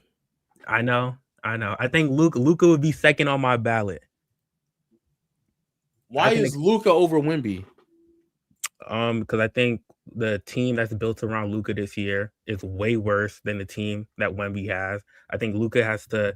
I think LeBron has missed a lot of time. I think Reeves has missed a lot of time, and Luka has carried Luka. I think Luka's been bad at points, but I think Luka has carried a bigger load for his team. I'm not gonna like Wemby would be my third, but I think Luka would have a good shout to be MVP in my opinion. I agree the team isn't built that great, as many of y'all know, but I also know, like, heading into the season, no one thought that the Spurs would be 3 games behind OKC. No one thought that they would be that good. And I agree that if we're gonna use that argument, then like Cade is right up there then too. I do have Cade right up there but also it's because like I thought that defense, I mean the offense in Detroit wouldn't be as bad as it is, and it didn't depend on him, but it does. Like the team falls apart. They're a fringe top 10 offense because of Cade. Like there's nobody else on that roster that can generate offense or do anything for that roster that would make a lot of sense. And so then to contrast to Luka, who I do think should be in MVP convos, I just think that from a sheer impact standpoint, what they provide to the team and what the team looks like without them, bro, the Spurs are like a historically, and I'm more of a ceiling raising type of guy when it comes to value. The Spurs are like a historically great team when he's on the floor. And as soon as he gets off, offensively, they're still fine, but defensively, they're just not the same. They're just nowhere near close to being the same. Like when he's on the floor defensively, they're comparable to like 96 Bulls, last year's OKC, 08 Celtics. And when he's off, they're like, I think like the 5th best defense. Still really good, but they're not like a historic caliber defense and able to just win multiple possessions solely off of defense. But I do believe that Luka should be in convos. I just don't think it should be. Okay, yeah, I'm not gonna like I said, I already have my main argument, but my top 5 was basically Shai, Luka, Wemby, Shai, Luka, Wemby, Jokic, and then Jaylen Brown would be my 5th. Over Cade? Man, the JB stuff don't make no sense. Yeah, the JB stuff don't make no sense, man. It don't. I know the on and off numbers aren't the best, but like you said, if one of your main arguments was ceiling raising and you didn't expect them to be there, I think Jaylen Brown, like that's one of his best. Detroit was going to be number 1? I didn't, but did you think they were going to have a top 10 offense? I did. I'm gonna give Cade credit. If you want to replace JB with Cade, I understand, but people said Boston was going to be in the play-in. I never thought that. I thought I was a Celtics fan. I am a Celtics fan. I thought they were going to be a 5th seed, but I never thought they were going to be a 2 seed, and they're like 5 games back for the 1. So for you, that means that Detroit still exceeded expectations more than the Celtics. But I thought Detroit was going to be a top 4 seed. Because I was high on Orlando, but that's the only reason why I had them in Orlando as like my 4-3. I thought Boston was going to be 5th. So so I'm assuming it had to be Knicks, Cleveland, Orlando. Yeah. Okay. And then you had You still mean, but technically speaking, that means you still had them. You have them making a similar jump. Okay. Yeah. So if you had Detroit 4 and Boston 5, but Detroit's 1 and Boston's 2, it's the same jump. It's the same jump. Okay. So Okay. And I think JB's had a great year. I know you've been shitting on JB. You think the media is propping him up. I don't shit on him. The media has been running this like Stephen A's been running this nasty PR for JB, but I think what I'm saying. I think you gotta give him more respect. But yeah, that's pretty much all I got. All right, thanks, man. Yep. Not gonna lie, y'all not really coming with nothing, man. Pause. Whoa. Yo, Lo, you can hear me? Yeah, I can hear you. All right, what's good, my guy? I know you're probably sick of these kind of takes from Agent, but listen, I got peak Kawhi Leonard over peak Kevin Durant. I'm sorry. I don't know what to tell you, but to be honest with you, I think that the gap between Kawhi Leonard offensively and KD is not as far as the defensive gap.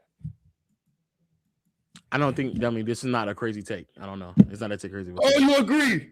It's not. I may not agree, but I don't think it's that crazy of a take. I mean, some people will call it crazy because, Kevin Durant is historically elite. But at the end of the day, I kind of got to give it to Kawhi personally. I don't think it's that. I don't think it's that crazy. I'm on the bandwagon of a lot of like peak KD is under circumstances that is hard to gauge in contrast to a lot of other players. Okay. And if you just like ask somebody to go out there and just give you a 30 ball efficiently, I do think KD's a better offensive weapon as a passer and playmaker, to be fair. Yeah.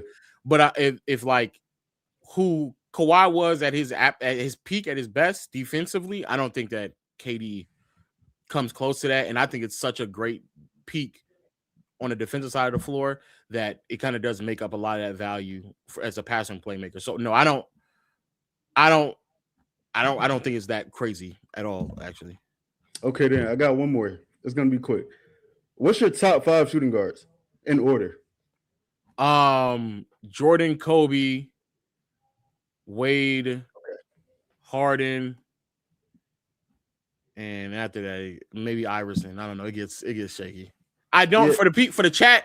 I don't think Shai is a 2 guard. I think he's a 1. And on top of that, actually, I said that the 5, 6, or I'm sorry, the 6, 7 is between Kidd and Nash. No, 6 is Shai now. I ain't gonna lie. 6 is Shai. Okay, so like, why do you think so many people are saying that James Harden is better than D Wade? Just because like the stretch of years from Wade is short. I mean, it's just a really short amount of stretch of years. That's kind of the reason why. I do think if like Wade played at 09 levels for probably 8 years. I don't even think that'd be 8 because I think he strung along a good amount of years before 09 and even like a little bit afterward. I think like in 2011, 2012, he was still really, really good. But for Wade, it's like 06 to 2012 as like really high level basketball. He's playing an impact on both sides of the floor. The problem with that stretch is that 2 of those years he's only playing 50 games. Okay. So that kind of kills it. It's not enough postseason stringing along. And that's a 1, 2, 3, 4, 5, 6, 7 year stretch. I was going to say about 4 more years. If he had played like that for 4 more years, I do think at that point it'd be pretty undeniable. But unfortunately, he just didn't. So that to me is the biggest takeaway. I still think he's better than Wade, though. I mean, Harden, though. Okay, all right. It's a dream comes true speaking to you, man. Have a good one. I ain't gonna hold up too much time, dog. All right, thank you, man. Thank you.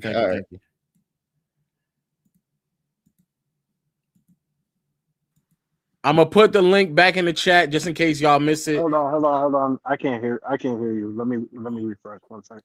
Okay. Not gonna lie, I thought I was gonna get a lot more pushback, man. This is shit I be talking about. It'd be a lot of people just sitting there chatting in the chat, not really willing to say anything. I don't know why. I thought I was gonna receive a lot more pushback, man. Ain't nobody sitting here really talking nothing crazy. So we're gonna see. We're gonna see. Yo, Yeah, I can hear you now. What's good, bro? what up? Yeah, my fault if it's a little loud back here. I'm at the Big West tournament, so it might get a little noisy, but No, you feel actually me? good. For sure, for sure. Um, I don't really have necessarily a basketball take like on the court. It's more so a video you just posted. Um, I don't really like how you went about cutting off Stephen A. Smith. Now, let me put this in reference. I am not a fan of that man. That nigga, I'm not a fan of it. Okay, But okay.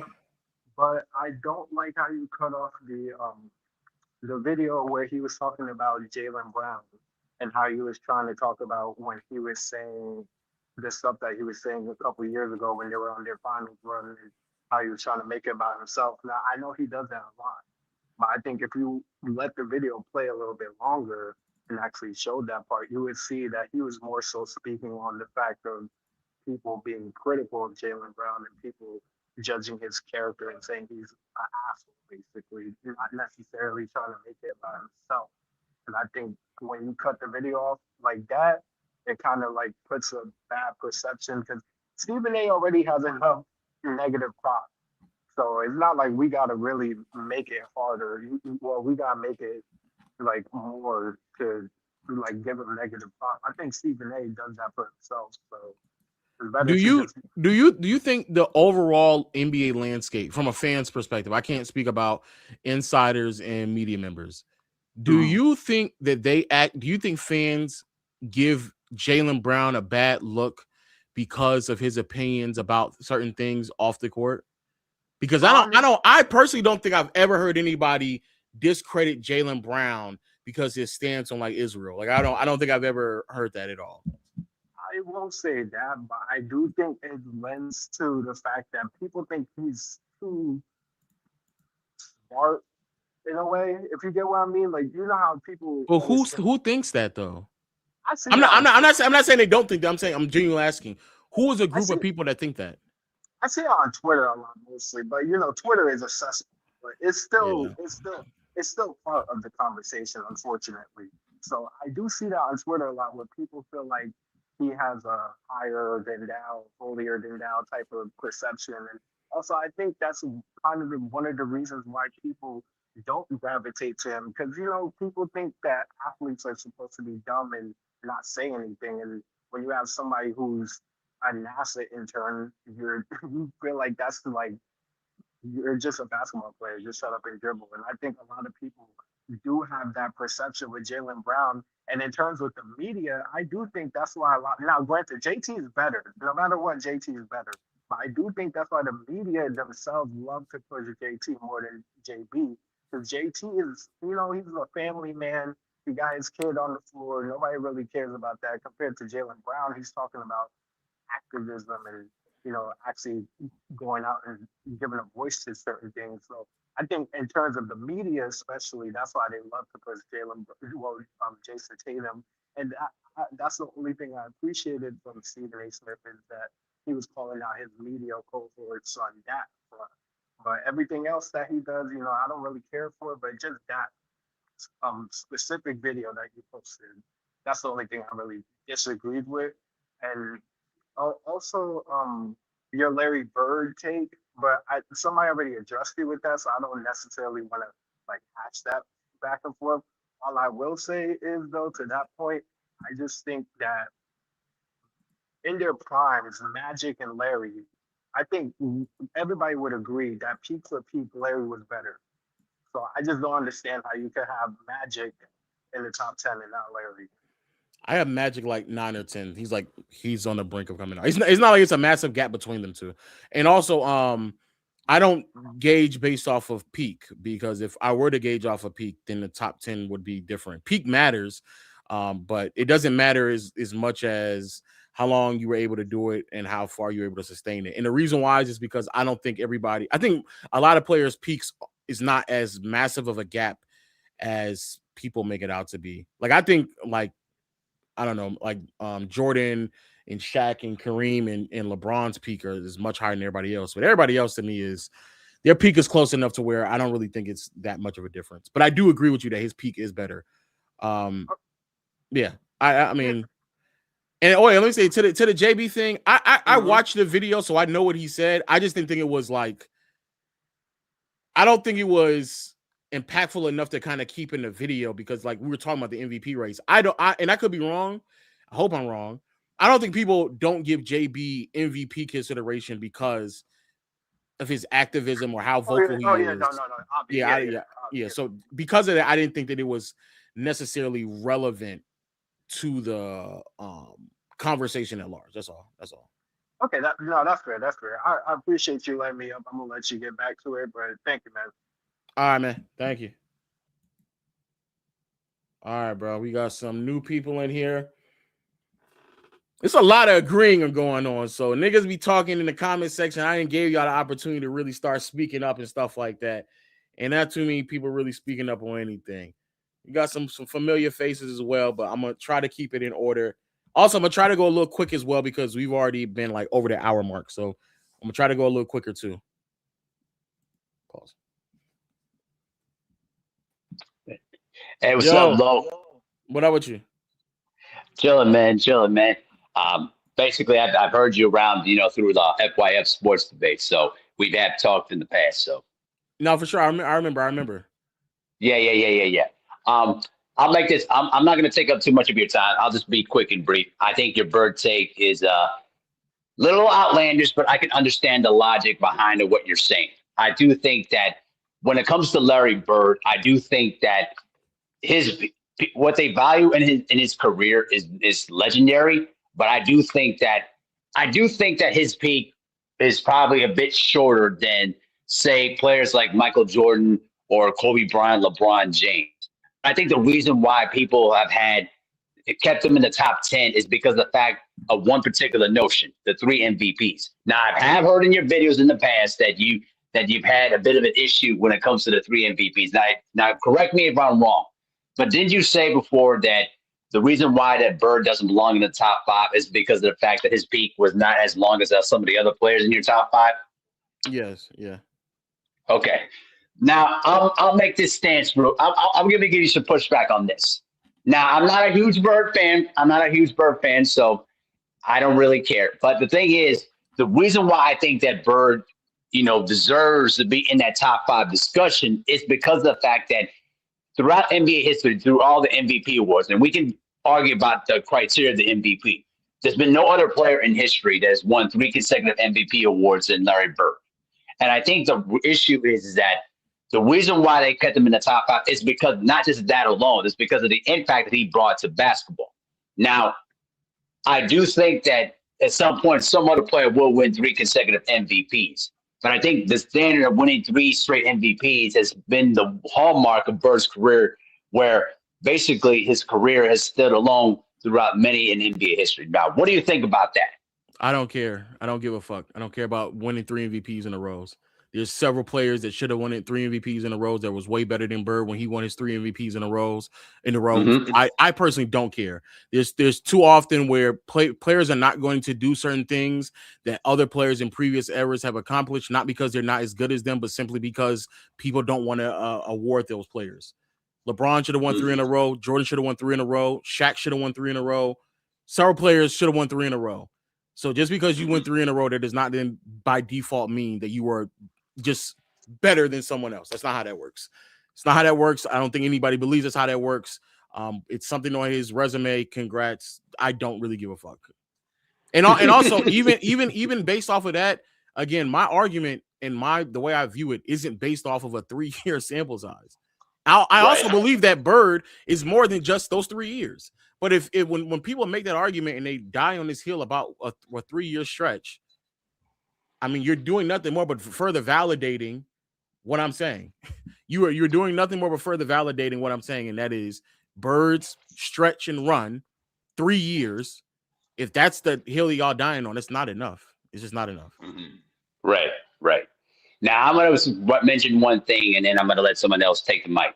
I have been into some debates about the Bam Adebayo and the Kobe Bryant 81-point performance, and The problem I've had with this situation here is, and it's not Bam's fault at all. It's not Bam's fault at all. Like, he was taking advantage of the situation where he had the ball the majority of the time and he was cooking. But the problem I've been having with people is that they've been complaining about the fact that the dude was into the line a lot without ignoring the fact that Kobe Bryant shot 43 times and had 20 free throw attempts. And I just sit around here just thinking about, like, y'all missing the point.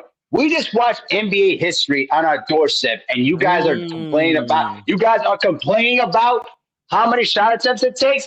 Like, I had a debate with some dude on the internet talking about, hey, I don't respect that Bam Adebayo went to the free throw line 43 times. I said, bro, did you even watch Kobe Bryant's game when we went on against the Toronto Raptors? Did you see how many times he took that many shots?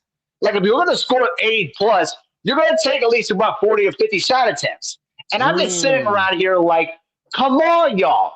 You're watching NBA history on your doorstep, and you're spending all this time whining and complaining about how many shot attempts, or, oh, I don't like the way that they did it. Like, what?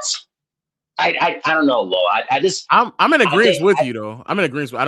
I don't really care too much about all the other shenanigans. I think the only real valid criticism is what happened in the last 4 minutes. I can get behind. Yeah, that's all it is. Yeah, but before that, I don't really know what the criticism is. I don't really know. Right. It's just, I just think that at the end of the day, when you're watching a performance like that, all you can do is just embrace. But I didn't hear the same energy when Kobe scored 60 points when he took a wallop amount of shots in his final game of his career. Like, to be fair, it was his final game, but I hear what you said. It was. Yeah. It was his final game. But yeah, I don't disagree. I think that people are making way too much about that. But yeah. For sure. All right, man. I'm gonna let someone else take the mic though, bro. But I'll see you around, when I get on the FYS Sports Debates. I know I'll be watching your stuff though too, though. So on TikTok and on YouTube. So I'll see you around. All right, thank you, man. Yes, sir. All right. I'll try to just keep it in order. Yo. Low. What up with you? Man, so I'm not really here to debate. I want your opinion. Okay. Why is Dirk held in such high regard over other power forwards when he's very one-sided? Like, there's more than one skill to basketball other than scoring. And if you're a 7 foot and you can only get me 6 rebounds, I don't see why I would put you over someone like a Chris Webber or Jermaine O'Neal. Like, I don't. What? I don't. Bro, I thought you were talking about Kevin Garnett. Nigga, you talking about Chris Webber? Yeah, what does he do better than Chris Webber? Serious? Are you serious? All right. Outside of you getting me 28, what skill does he have better than Chris Webber? Bro, he's just a better offensive player, period. Is offense the only part of basketball? Chris Webber wasn't that good of a defender himself. He's a better rebounder and playmaker. He's not a better playmaker. He's a better passer, but he's not a better playmaker. I think that's debatable. I'm asking you. I'm asking you. I don't. First of all, I don't think Dirk is as bad as a rebounder as a lot of people make him out to be. I just think that the way they had him positioned on the floor, he was never going to really grab 10 rebounds consistently. But if you look at his rebounding numbers, especially his defensive rebounding numbers, they're not that far off from a lot of other people. But offensively, because he's further away from the basket, he's not in position to grab a lot of boards. I still think C-Web is a better rebounder, though. I guess outside of rebounding and passing, there's not really much that C-Web does that's even better. And then the scoring gap is just so massively wide. Like, I don't even know how we can even get to that point. That's a stretch, bro. No, it's not. It's massively wide, especially in the playoffs. It is massively wide. I mean, I think you could contrarily use the debate that how you just said that Dirk wasn't used in a way that would get him 10 rebounds. Chris Webber wasn't used in a way that would get him 30 points on a consistent basis. Brother, he has series and runs where he's shooting sub 50%. He has runs where he's shooting sub 40%. Chris Webber is nowhere near the scorer that Dirk is. I'm not debating that. I understand that. But I think in there, if you list out their skills, the only skill where Dirk is significantly better than Chris Webber is scoring. But that's not the only skill in basketball. And I think for both of these players, what they do offensively is the most valuable thing that they provide to the team. And from a passing standpoint, I think Chris Webber is better, but it's not like Chris Webber is like initiating the offense so much that you're getting that value a lot. Both of them are going to be your number one options on the team. Dirk is just a far better offensive weapon. He's going to make better. He takes away a lot of what the team does defensively by spacing out the floor. Do you mean like make a play for someone else or make a play in order that you're going to score? I think Chris Webber. That's what I'm saying. I think there's more things. If we at a park and we picking people to play, I'm picking Dirk. I'm picking Dirk 7,000 times before I pick C-Web. Chris Webber does more things in the game of basketball. None of the things that he does though is so impactful that it makes up for the scoring gap. What's the scoring? Is it 10? Is it 20 points? It's like 19 to 25. That's not. But if I'm especially when we go into playoffs, if you can only average 23 to 25 and it's below league average efficiency and you're having terrible stretches and be very mindful, you're on teams to where you shouldn't be that bad as a scorer. It's not as if like C-Web was on bad offensive teams. You are on teams to where you should be a good scorer. Like where in the floor is C-Web even like elite at, like as a scorer? I'd say about the elbow, mid range, like the face up elbow, like the LaMarcus Aldridge range. I think y'all need to go rewatch some C-Web, man. What do you mean? I think y'all need to rewatch some C-Web. He had a couple of years. There's some years.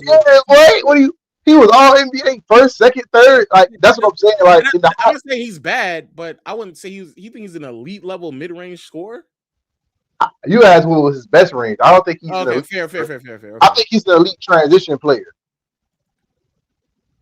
I don't. But okay, to answer your original question, the reason why people think that he's better than him is because a lot of what Dirk provides translates over to the postseason. I think you're undervaluing his playmaking ability as someone who can space out the floor, take away the opposing team's 4 or 5 from the basket as a rim protector, kind of beat, especially early on in his career, get people off the dribble, make teams rotate. He's a mismatch nightmare because even when you would switch certain smaller guards on him, unless you had like a really solid wing like a Bruce Bowen or Tracy or something like that, like if you had like really long, stocky wings, he would always be a massive mismatch. Say it again.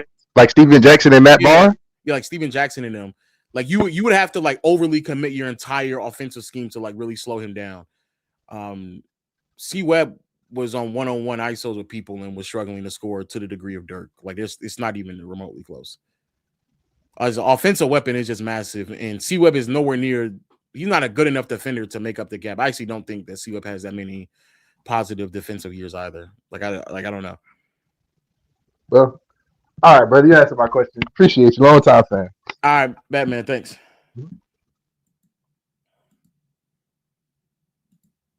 Man, that's the first time I heard Chris Webber over Dirk. Jesus Christ. Herm. What's happening, my boy? What up with you?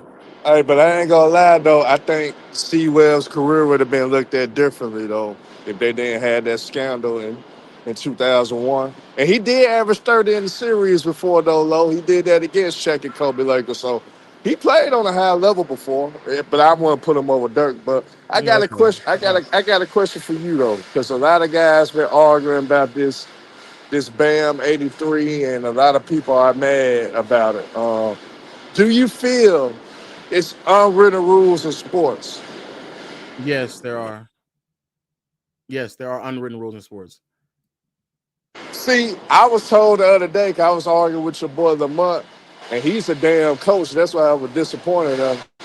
He said that he doesn't believe that it's unwritten rules in sports. So do you think that Miami Heat and the Washington Wizards were wrong about how they approached those last 4 minutes of the game? I think they were wrong. I think they were wrong. Just that we've broken unwritten rules before. So I don't know why people, and I guess some people are upset about it because they may not be aware of it, or they may be upset about when we did it before. But like teams have broken unwritten rules throughout the course of NBA history. We've done that several times. I agree with that. You need to ask Lamont if his team is up by 30, or is he going to coach them to drain out the clock, or is he going to tell them to keep playing? He already answered it though. He said he gonna train them to keep playing. All He right. already. He That already means we answered. need to watch one of his games because I don't believe that he would coach somebody in the league. I don't think he would do that. That's crazy. Yeah, he told me that yesterday though on TikTok, man. I was laughing my ass off with that, man. And one last question, man, before I get out. Cause I don't disagree with you too often though. But you know, we argued before though, but that was in the past though. And plus, you improved. You improved after some years though. You Okay. improved. You Okay. improved. Now, but do you believe that Giannis is still a top 5 player? I believe he's not. But what you think on that? When he's healthy, yes. But I mean, if we're talking about availability going into how we scaling it, then no. But when he's healthy, I think he's the third best player in the league when he's healthy. I just think his value is not as good as it used to be. I think since 2021, he just have been slowly declining year after year after year. I think With I, what though? I mean, mostly it's his health, but I think it's impact though. You know what I'm saying? Normally, even though with great players, they may not have the great roster or whatever. They still will find a way somehow to manage to at least keep them relevant in the fact that they can at least be a playoff team. And the fact that the Bucks was actually playing solid before he came back, and since he came back, they still haven't won a damn game. It's like, all right, Giannis, have you mentally checked out, or maybe your impact is not as great anymore? What you think about that since he have came back? Nah, he's still great. Maybe I mean, to be fair, I haven't watched too much since he's been back. The thing that like is different for Giannis is like the defense. He's not the same defender, but also to be fair to Giannis, he's not on rosters that can really aid him in that way. Like he's still tasked to do even more defensively than he was before. I don't know. It's kind of hard to gauge Giannis, but I feel like he's deserved the benefit of the doubt. I think it's unfair to kind of just sit there and say he's not as impactful as he was before. Now, to be fair, he probably isn't, but to sit there and say he's so unimpactful that he's out of the top 5, I think that's a bit of a stretch.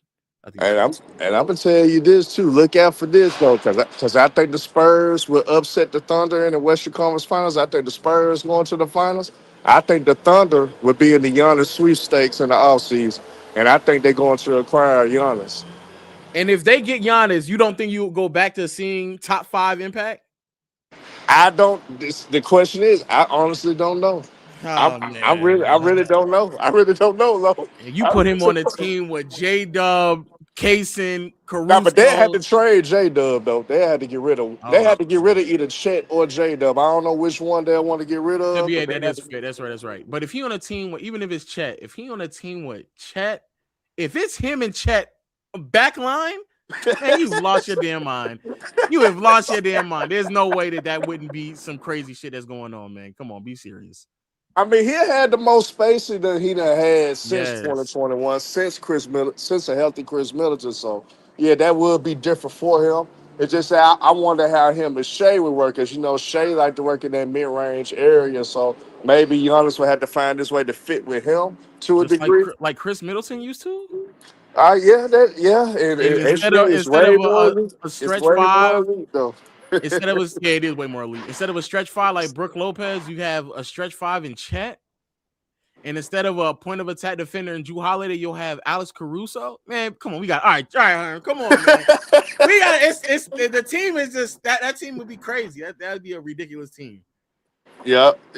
But yeah, I just got a feeling though that what the Spurs got going on, I just think they the only roster in the league that could give the Thunder problems. I think with the type of talent that they have, they are very deep at each position, especially the wing position. So they could throw multiple different guys on SGA, and they got a guy that just as explosive offensively in De'Aaron Fox, which he understands how to pick his spots now. I never thought I'd be able to say that about him. But he's learning how to pick his spots a little bit more now. So I'm really high on the Spurs. I think they're gonna win the chip this year, honestly. And I think Giannis would mess around and be at Oklahoma City, because Oklahoma City got the best assets for Milwaukee that they can build on in the future. And that'd be the best fit for Giannis, though, honestly. True. But man, salute to you, bro. For sure. I'm gonna try to catch one of your crazy takes so I can challenge your ass, though. I do want to catch one of them crazy ass takes of yours. Okay. All right, we'll see, Hearn. All right, salute. All right, man.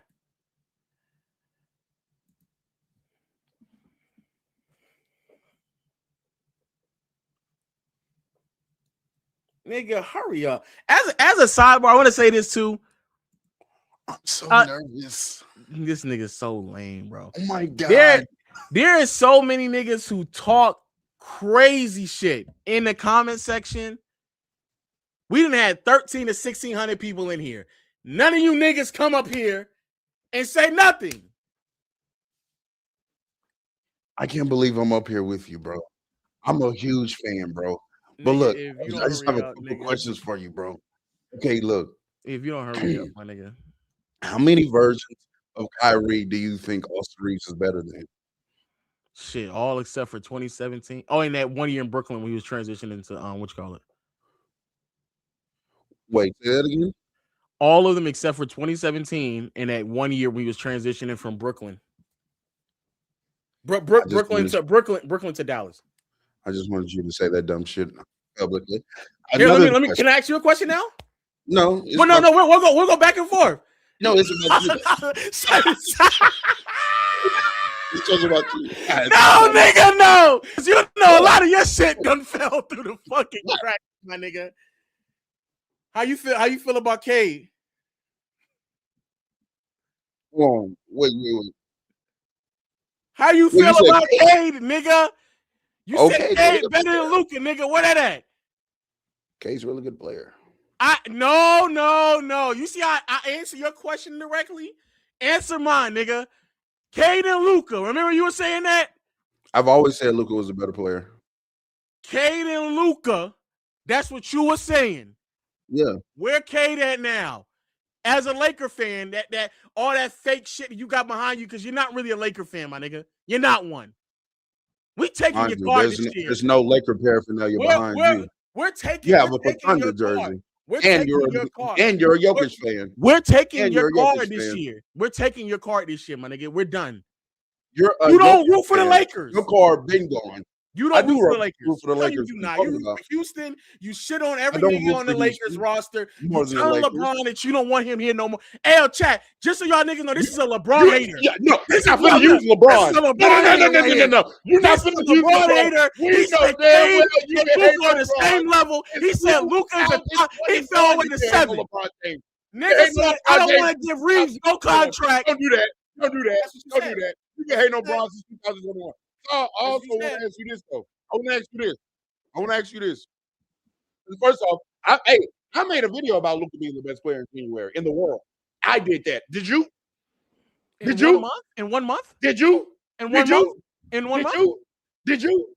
Okay, did you have a ball? All right, actually, I did make a Laker video. Actually, I did make a Laker video. Actually, I made 2 Laker videos. Well, no, you didn't, nigga. No, you didn't. I did make 2 Laker videos. Yes, I did. And said what? What'd you say? Hey, Luka and Reeves Actually, are by the last far one of the video you made, I remember it was, I can't believe y'all son Luka's going to be that good. Well, were the expectations so high for nothing? Yeah, but yeah, nigga, I'm saying he the best. Yeah, because you nigga. Well, no, I tell you, saying he the best. You weren't on the bandwagon of he lost a bunch of weight. Yeah, I got another question for you though. You were on that bandwagon. Again, big fan, and I'm nervous. Did you make the Kate Cunningham video, nigga? Excuse me. Yeah, you ain't had a balls to make that. Now look. I wanna ask you this. Peak KD, peak SGA. Who's better and why? SGA. Because that nigga had the balls to be on a real team and not run and duck. Next question.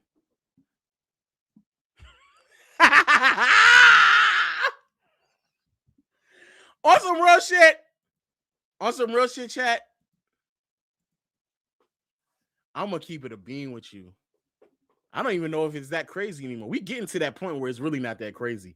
This nigga, I'm going to be honest with you, Shai going to the playoffs and he playing anywhere near close to what he doing right now, and he do this for at least 2 more years, he without a doubt, will be peaking higher than KD. I don't care what nobody says. He without a doubt will be peaking higher than KD.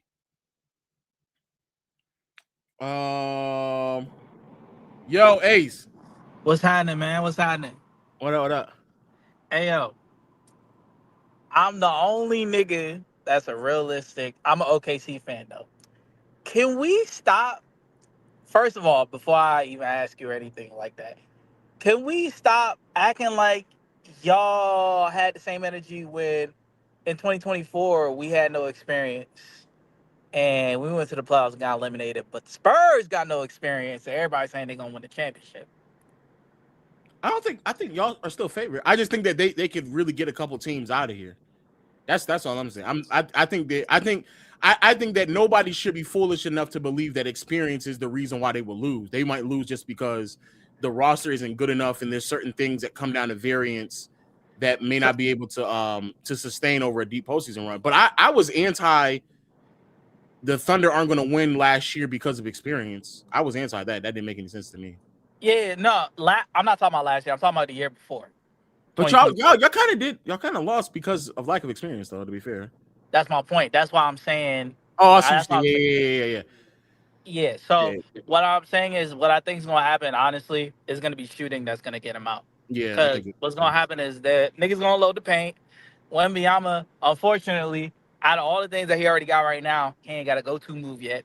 Because he ain't got a go-to move yet, he not going to be able to save him. I agree. Yeah, he ain't got a go-to move yet. And what you just said about Shai about to come in. He got this three-pointer now. Got the step-back three on him. He about to come in and chop niggas' heads off in the playoffs. I'll tell you that. I'm telling you that right now. He about to chop niggas' heads off. Because he not going to stack that paint no more. He ain't going to, he not going to step back and ice it on your neck. Now, I do say this, though. Y'all will need either J-Dub or Chet, though. I'm going to keep it a bean with you. Oh, for sure. We need everybody. I'm not going to lie. The other thing I will say is, if we do play the Spurs, the key player is going to be Jared McCain, because Wemby can't stay in the paint like he wants to if he on the court. It depends on who on the floor. Huh? It depends on who on the floor. I mean, as long as look. If Dort on the floor, get him out. I love Dort. Yeah, if Dort on that motherfucking floor, he man. He don't got to play against the Spurs. We got enough defenders as is, bro. He don't got to play. And let's go even Caruso. I mean, he gonna get his minutes. But what I'm saying is, if they're not on the floor, like let's say you got a lineup of AJ Mitchell, McCain, Shai, Dub, Chet. Oh, nigga, I'm so serious. J-Dub gonna have to show me something, nigga. Hey, bro, look, he gonna have to show me something. I know not everybody watched all the games and all that stuff. He gonna have to but show the me. the game that he got injured, he was hitting everything. I'm not saying he's not going to be able to do it, but what I am saying is he gonna have to show me. All I'm gonna say is he's a way better shooter than all the numbers that are saying for this. No, for sure. I don't think he's that bad. But all I'm saying is, if you're talking about that specific lineup, then he's gonna have to show me something. I feel it. What's gonna happen is, again, the other thing is also Chet gonna have to show me something too, because that nigga you look fraudulent last year. I can't. I'm cute of a Chet. Look, Chet. I thought he was overrated coming out of the draft, but I accepted him for who he is and how good of a defender he is. With J-Dub, that's why you need AJ Mitchell, because J-Dub is not like he's good with the ball in his hands, but he's not great with the ball in his hands. He's really better off ball. Mm-hmm. He really better off ball. Cutting to the lane, getting alley-oops and all that stuff. That's the one thing we've been missing this whole goddamn season. Every time I try to drive to the rim with all these small guards, they be getting they shit swatted. Facts. Again, they shit swatted. I need somebody to come in and put nuts on faces and shit. So that's the main reason I need Dub back. We'll see. Yeah, but I do. To be fair though, I have y'all favorite to come out. To be fair, I have y'all favorite for sure. Yeah, for sure. The other thing is, like I said before, Spurs next year. I could definitely see y'all winning. Y'all just need one more year. Y'all just need one more year to get it together. Cause like we had to do when we got eliminated by Dallas, we had to find out where the flaws at, and then fix that bitch. Hopefully your GM do that. It's gonna be Spurs Lakers 2000s all over again. Yeah. Just you wait. Jokic, it's your last year. LeBron, you might as well get out the league now. I'm about to say Curry LeBron might as well get out the league now. Anthony Edwards, get out the West. Get out of Minnesota. Luka, you already cooked. Luka's already cooked. And if I'm Ant, I'm paying everything to get to Detroit. I'm paying everything to get to Detroit and play with Cade. Because this West shit, all this Wild West shit this is the last year of that shit happening. It's gonna be two teams and ain't nobody coming out this bitch. For like the next minimum 5. Ain't nobody coming out this bitch. Ain't nobody coming out of this bitch. It's gonna be OKC Spurs, OKC Spurs, OKC Spurs. You're gonna get your little Detroits, your little Knicks, your little Boston every now and then. But it's up. All you fans of the Western Conference, I know all y'all niggas gonna be sad. It's gonna suck. That is true. That is true. Yeah, All right, my it's gonna brother. Yeah, let me get out of here. I got you, man. All right, cool. All right, let's see what else we got. Making our way down the list. Yo. He left himself. Yo. What up with you? What's up? I got a couple things I kind of just let you pick because I know you've been running over time a lot. I want to know where you would rank Shai all time if he does the same thing this year that he did last year. As a player? Yeah. Okay, I'm saying like my bad. I'm talking about like player or position. Oh yeah, all time, because I got him top 30 right now. I'm gonna say top 30 would be the thing that he would crack for me. When you get higher up in the ranking of all time greats, it's more so about how long you're able to sustain it rather than how good you may look at your absolute best. So he'll be top 30 and then like on the trajectory of getting to the top 15 caliber players really, really quickly. But for me, I think almost every one of my top 15 players have had like 10 years of certain play, and I'm unwilling to fold on that just because I've seen like Kawhi, for example. Kawhi had a fucking phenomenal peak, and then like things kind of fell apart due to injury. So piece together like a 10-year stretch, and then we can start talking. I think right now he's in like year 5 or something like that. So you'll see. Yeah, I think he maybe scrapes like back end of top 20 this year if he does the same thing this year they did last. Like I don't have Jokic top 15. You don't have Jokic top? Well, hold on, do I have Jokic top 15? I don't know, but okay. I think Jokic is close enough. Jokic and Giannis for me are they're close enough, but okay. All right. Hot take right now: Hornets top 10 team in the league, not just the East. I'm not gonna say that, but I do. I just dropped my Hornets video, so I do think they're a really, really great team. 3-point shooting is phenomenal. Shout out to Big Musa defensively, he holds it down. Yeah, they do a lot of really, really great things. Again, I probably wouldn't say best team in the league, but they're definitely underrated, slept on, and obviously because they're the Charlotte Hornets, not too many people are talking about them. But no, they're a really great team.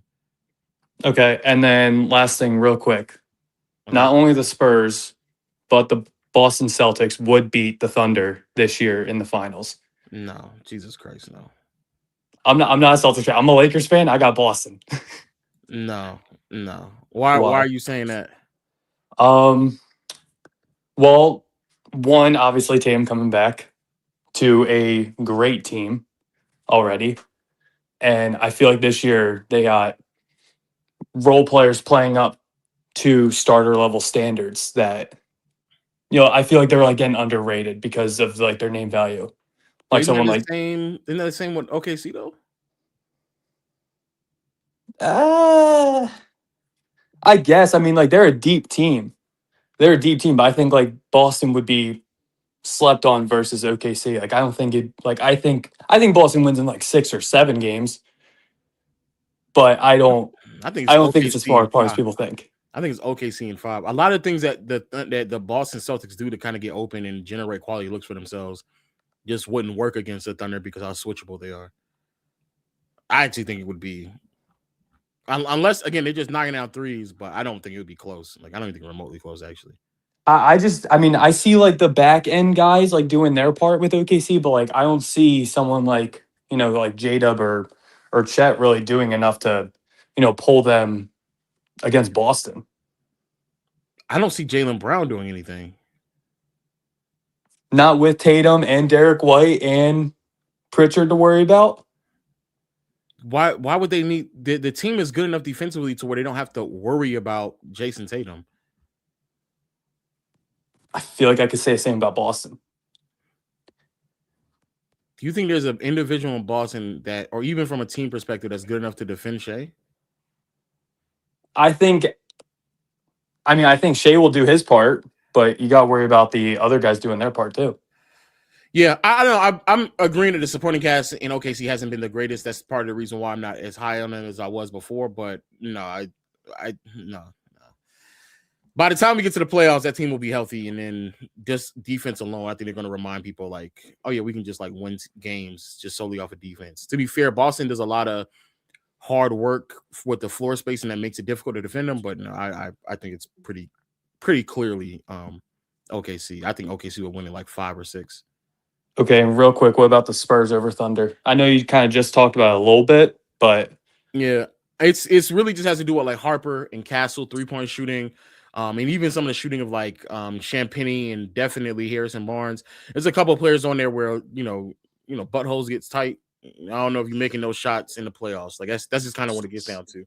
And then also I'm not the biggest fan of like Wemby's go-to moves or lack thereof, and like he does struggle at times to just generate quality looks for himself.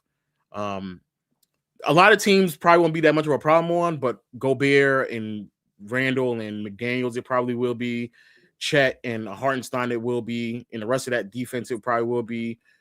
It will be interesting to see what Denver, though. But there's like a couple of teams out west where I don't know if it's going to be as easy for Wemby as it has been for most of the season. I feel like we saw that in the regular season, though, when they played OKC. Am I wrong with that? Sure. But I think there was a game where when everyone was relatively healthy that he didn't play the greatest. I'm not saying that he won't ever get anything off. I just think that they're going to have to rely on him more down the stretch of games to like have these go-to moves. And I don't know if he's going to be able to do that well enough to kind of get to the point where it makes sense. No, I can see that. All right, man. I really appreciate you. Big time fan here. Yeah. All right. Thanks, man. Peace, bro. Philly, I'm gonna have to push you back a little bit. We got a little bit more people we're gonna run through. Yo, what's good, Lo? What up? So I got a question, man. What you think of Miami Heat? Because in my opinion, I'm a huge Heat fan, bro. I think we're making the conference finals. No, I don't think that y'all are that good. Offensively, it's kind of limited. To be fair, Tyler Hero and the rest of them haven't played that many minutes. But I think from like a structural standpoint, you have to like overly depend on a lot of players that are limited in what they can or can't do offensively.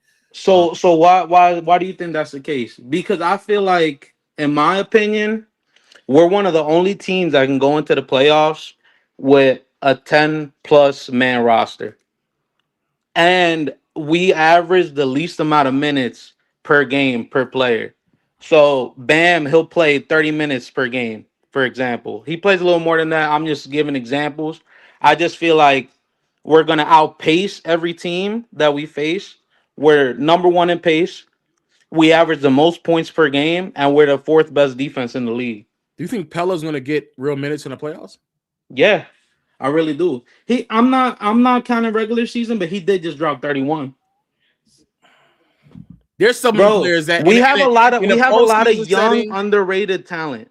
There's a lot of players. There's a lot of players in a postseason setting that's not going to get that many minutes. Y'all run a lot, and y'all run a lot of players, and y'all run fast, and y'all kind of run it out in quick spurts. We play to our standard of the team.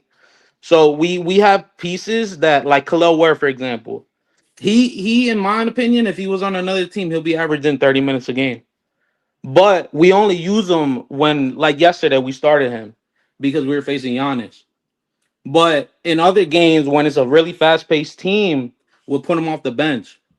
And we'll put in Pele Larson, Andrew Wiggins, Norman Powell, Bam Adebayo, Pele Larson. Pele Larson's been consistent starting. But I'm not saying... Oh, go ahead, my bad. No. You could, if you go against like the Knicks, for example. Bro, I think we can beat the Knicks. I think like the Knicks, Detroit is a bit... I'm not saying I'm completely... We're one of the only teams that beat Detroit and the Thunder this year. Detroit to me is a team that is very gettable because just how much they have to rely on Cade, and I can't really rely on like half court offense from them. But like Boston, Knicks, and Cleveland, to me, they just have way too many options to kind of beat y'all with. They match up fairly well with a lot of the things that y'all do really solidly as well. They kind of put y'all in compromising positions because someone's going to have to defend. Obviously, they're going to put whoever they need to in action with Brunson. Same thing with Harden and D. Mitch. Tatum and them now back. They space out that floor so well that everyone's going to have to operate. I just think there's a lot of things that work against you all. And it's not even really more so the defense. It's just the offense for me. I need to see what that team looks like collectively when everyone is healthy and available. I agree with that. I can like make a definitive answer. But y'all I are 100 y'all agree with climbing. that. But you can't lie. Tyler Hero's only played 20 games. 20 games. Yeah. And in this stretch of the 7-game stretch, he's the biggest reason why we're winning. And we haven't had Norman Powell on the floor. I agree. All I'm saying is maybe all I said was conference finals. If you peeped, I never said taking it all the way because I don't think we can compete with the West. I think we can compete with the East though. I think the Pistons, they're a little premature. I think they're good. I think they have everything it takes to win a championship. I just think they don't have the flow of things yet. The Miami Heat, bro, since 2020, bro, we made the finals twice. And I know you want to say with Jimmy or whatever, but at the end of the day, a lot of that has to do with the Miami Heat organization. I think we have some of the best scouts in the league. I think the way that we develop players, like look at what's that dude on the Lakers, point guard, all right, Gabe Vincent. Other than Duncan Robinson, all those guys fell off after they left Miami. Yeah. I think y'all have great coaching. I think outside of Missoula, you're going to go into a series with the best coach pretty definitively, actually. Yep. And best to be honest defense. with you, I'll go as far as to say y'all. I would probably rather y'all challenge Detroit. If y'all can't grab the 4-5 spot, it might be better for y'all. I'm gonna let you know right now. We're grabbing 5. Okay, we're grabbing 5. We're grabbing 5. In the most idealistic world, if you grab 4 or 5, we're facing Cavs. Yeah, but somebody has to fall. Yeah, Cleveland. Because I would beat the Cleveland. I think we can beat Cleveland. I think Harden makes them a real contender. I ain't gonna lie. Harden scares me a little bit. You got 2 guys that can close out a game, 2 guys that can average 30, real easy. But I think Mobley's a little overrated, and I think the rest of the roster isn't as deep as us. What I want to say is a lot of teams are going to struggle with the pace we're going to put on them because we're number 1 in the pace, and that's been the case since the season started. What I'm saying is teams are going to have to manage their players in a way where they're going to have to keep up with us. I'm telling you, bro, we're going to run at least an 8-man roster. And that's going to be hard for teams that the Knicks. They're top heavy. Other than Mitchell Robinson, no, they're kind of deep now. I ain't going to lie. I give him Jose Alvarado. He's nice. Hold on, I can't hear you, Lo. My bad. No, I think that was on me. My only issue is just talent and half court offense, where a lot of that stuff is going to boil down to, and then obviously the offense. When we the same thing people's been saying the last 6 years, and we made the finals twice. Yeah, but y'all had somebody in the half court when the playoffs started that was a completely different. Who? Jimmy Butler. I agree. I think Jimmy Butler. I'm not gonna act like Jimmy Butler didn't do anything for us. He did a lot, but we never had Tyler Hero in those runs, and we got Norman Powell now. So I'm not saying Norman Powell's Jimmy Butler, but you add those 2 guys that can average 20 on top of what Bam Adebayo's been doing these last couple of numbers. I'm not kind of 83. That was a lucky moment. I'm glad he did it, but he's been averaging 25 plus the last couple 7 games. He has been. He's been snapping. Yeah. People are sleeping on him, and I'm glad he had 83 because I want people to recognize how good Bam Adebayo is, bro. If you get 4 or 5 and they can match up with 1 Detroit, maybe I see it. Maybe you can pull an upset off. But all I'm saying is, if you have to make a video in a little bit talking about Miami in the conference finals, just give me a little shout out. I'm just letting you know. That's all I'm saying. I got you, brother. Thank you. Brother. I appreciate talking to you, man. I'm a big fan. All right, bet. All right. It's probably going to be the last run of people. I ain't gonna lie, kind of disappointed. I thought it was going to be more people going to come here and say some crazy shit. Nobody ain't really showing up. It's kind of tough, man. Yo. What up with you? What's up, man? Y'all not being negative enough for me, man. SGA, I'm not impressed. I'm just not. Why are you not impressed? I don't know. I just don't like it. Maybe I'm just an old head. I'm young, but I'm becoming an old head at the same time. I just don't like it. Why? What do you don't like about it? I just don't like how he's shitting on these niggas, man. I'm becoming a hater, man. That's it. Okay, I'm about to say that just sounds like you just a hater. They ain't nothing else behind it. If that's the case. And really, I'm just with the negative shit, man. Y'all need to stop with this Larry Bird shit. He's not top 10. Leave him out. Magic Johnson, you could throw him out of the top 10 too. Shai, he's damn near about to be top 15 if he goes back to back this year. What else? Tim Duncan is top 5. Y'all need to stop hating on Timmy. What else? I still got the Lakers as a sleeper contender. I know the season's looking rocky. We shook back these last few games, but don't give up hope in us, Lou. Don't give up. Y'all need to stop with that LeBron shit. LeBron needs to go. I agree. LeBron need to come off the bench, dead ass. Oh my god. Do you think that we need what do you think that we can do to like improve just for this stretch? Do you think Rui still needs to come off the bench? I ain't gonna lie, we are improving. We've been playing better defense. We've been much more active on the boards, just help rebounding. Obviously, Luka is like played significantly better as well. I feel like I think a lot of things that we need to do better. We starting to do better. If fucking Jake LaRavia can make threes, that would really help us out. But like, is the version of which we've looked like over the past, I'd say like 7 games. I think it's been the version of a team that can be like the best version of it. What do you think? What do you think AR is going to look like this year in the playoffs? That's a good question, man. That's a real good question. I really don't know, man, because that I ain't gonna lie, that does kind of scare me a little bit. I can't lie about that. That does scare me. I just don't know. Yeah, I think Luka will probably pull his way through in the post. I don't know what LeBron's gonna look like, depending on if his sciatica is gonna flare up again or he's just having injury going into the postseason. But I think, do you think if he does go to the Cavs the next season, do you think they have a potential shot to do anything?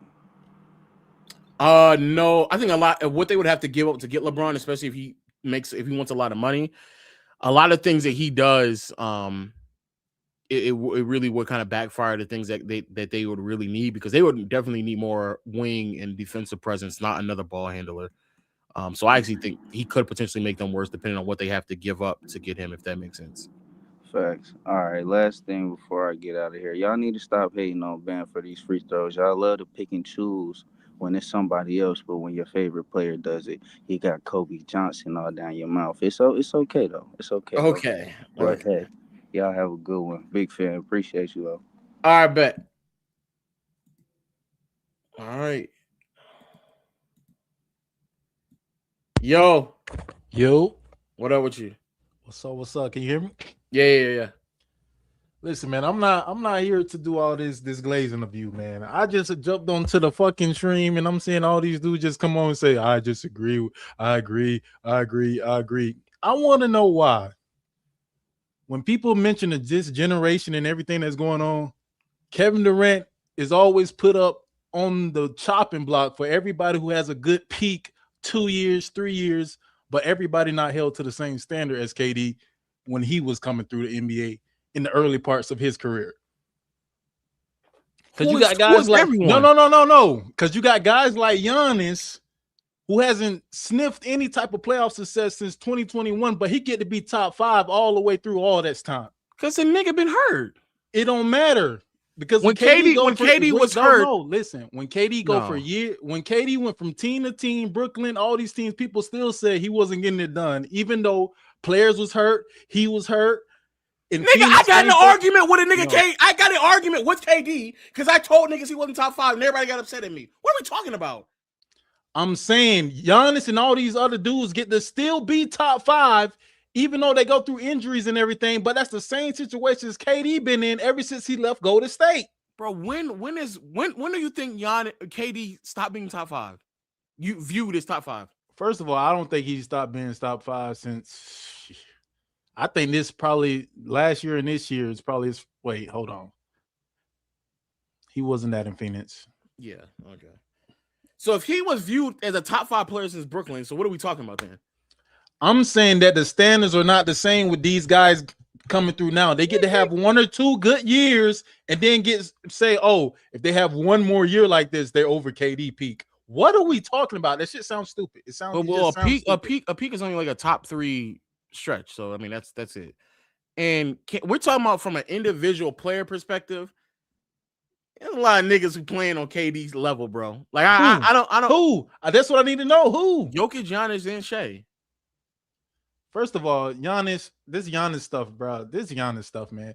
This man, other than 2021, I don't see no runs from him. Other than 2021, where's the runs? This is what I mean when people get propped up just for stacks. Where did he go in 2019? Make the conference finals in 2019, no? In 2019, when he made the conference finals in 2019 against who? Yeah, against the Raptors. That's when he got bounced out in the third round against the Raptors. I don't think that was the conference finals. I'm looking at it right now. It was Detroit first round, Boston second round, and Raptors third. Then he went to the second round, Orlando, Miami in the second round, but he got hurt actually in that year. And in 2021, he made it back to the he won the championship. Even still, a player like Giannis. That's what I'm saying. Even still, KD was having lots of runs. That's what I'm saying. Players in this era just get to put up stats and they get to just jump other players. This is what I don't understand. And these generations of players, when we talk about the Lukas, I would even push it to the Currys and the Hardens, ruining the game of basketball. If we being honest, how did Curry ruin the game of basketball? These guys don't take none of the matchups. Ever since, listen, I don't know if you remember this time when Curry was popping off and the guards was in the league telling about saying how Curry doesn't take matchups the way everybody else does.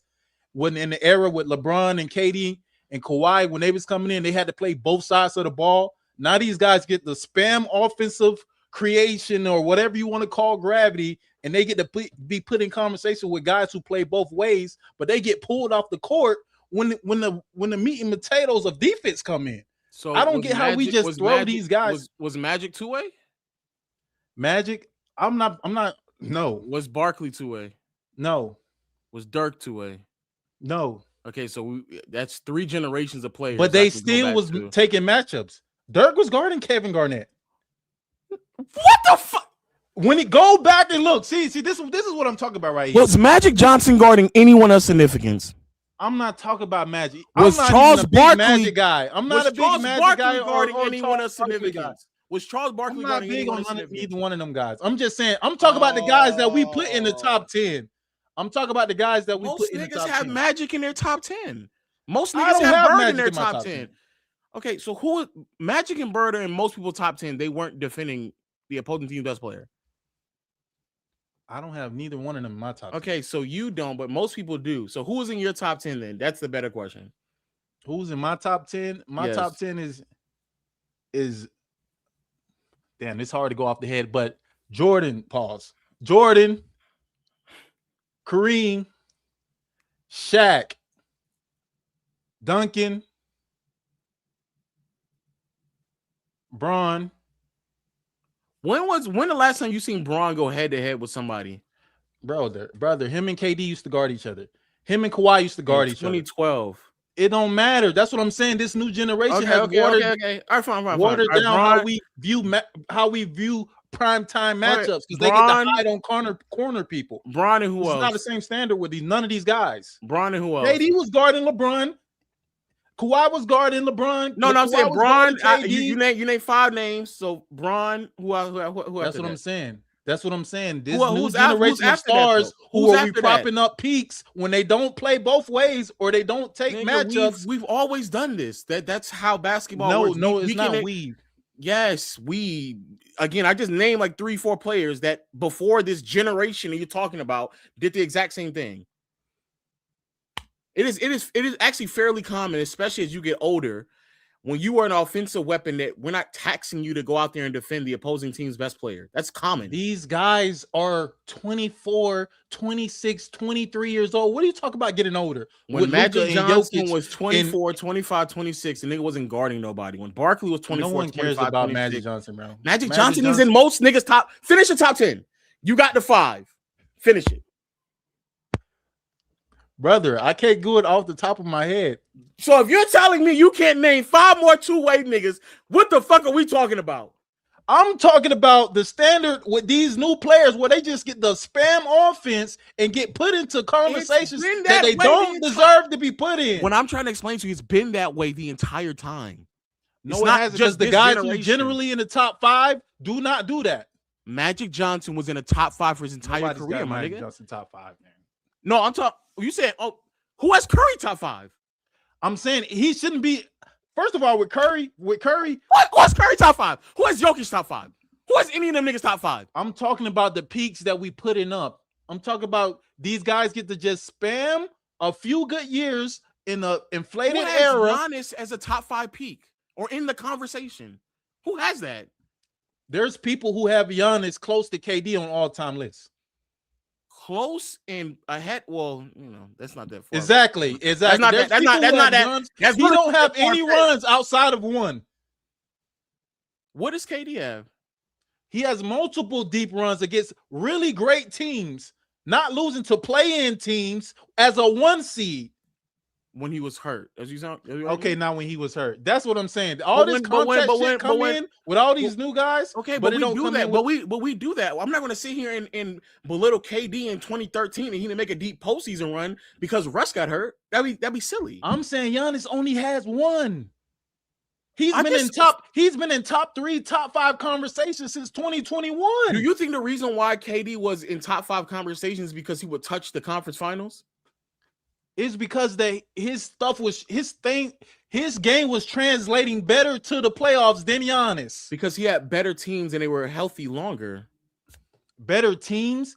2016, 2014, 13 when Russ got hurt, 2012, 2011, and he spent time with all the those Warriors. years. KD was playing with the worst spacing in the league. And one of the best defenses in the league and one of the best passes and playmakers in the league. One of the lowest IQ. He was great. Okay. I'm gonna give you Westbrook was great, but let's not try to act like he's this great floor general.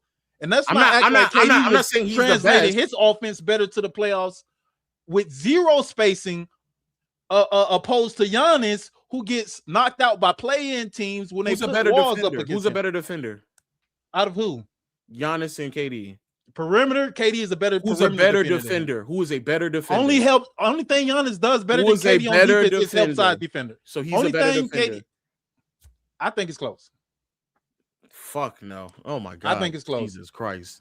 Whose offense translate better to the playoffs, Giannis or KD? I think KD does. I think KD. I'm not even mad at the idea that KD's better than Giannis, but like to act as if like it's not close.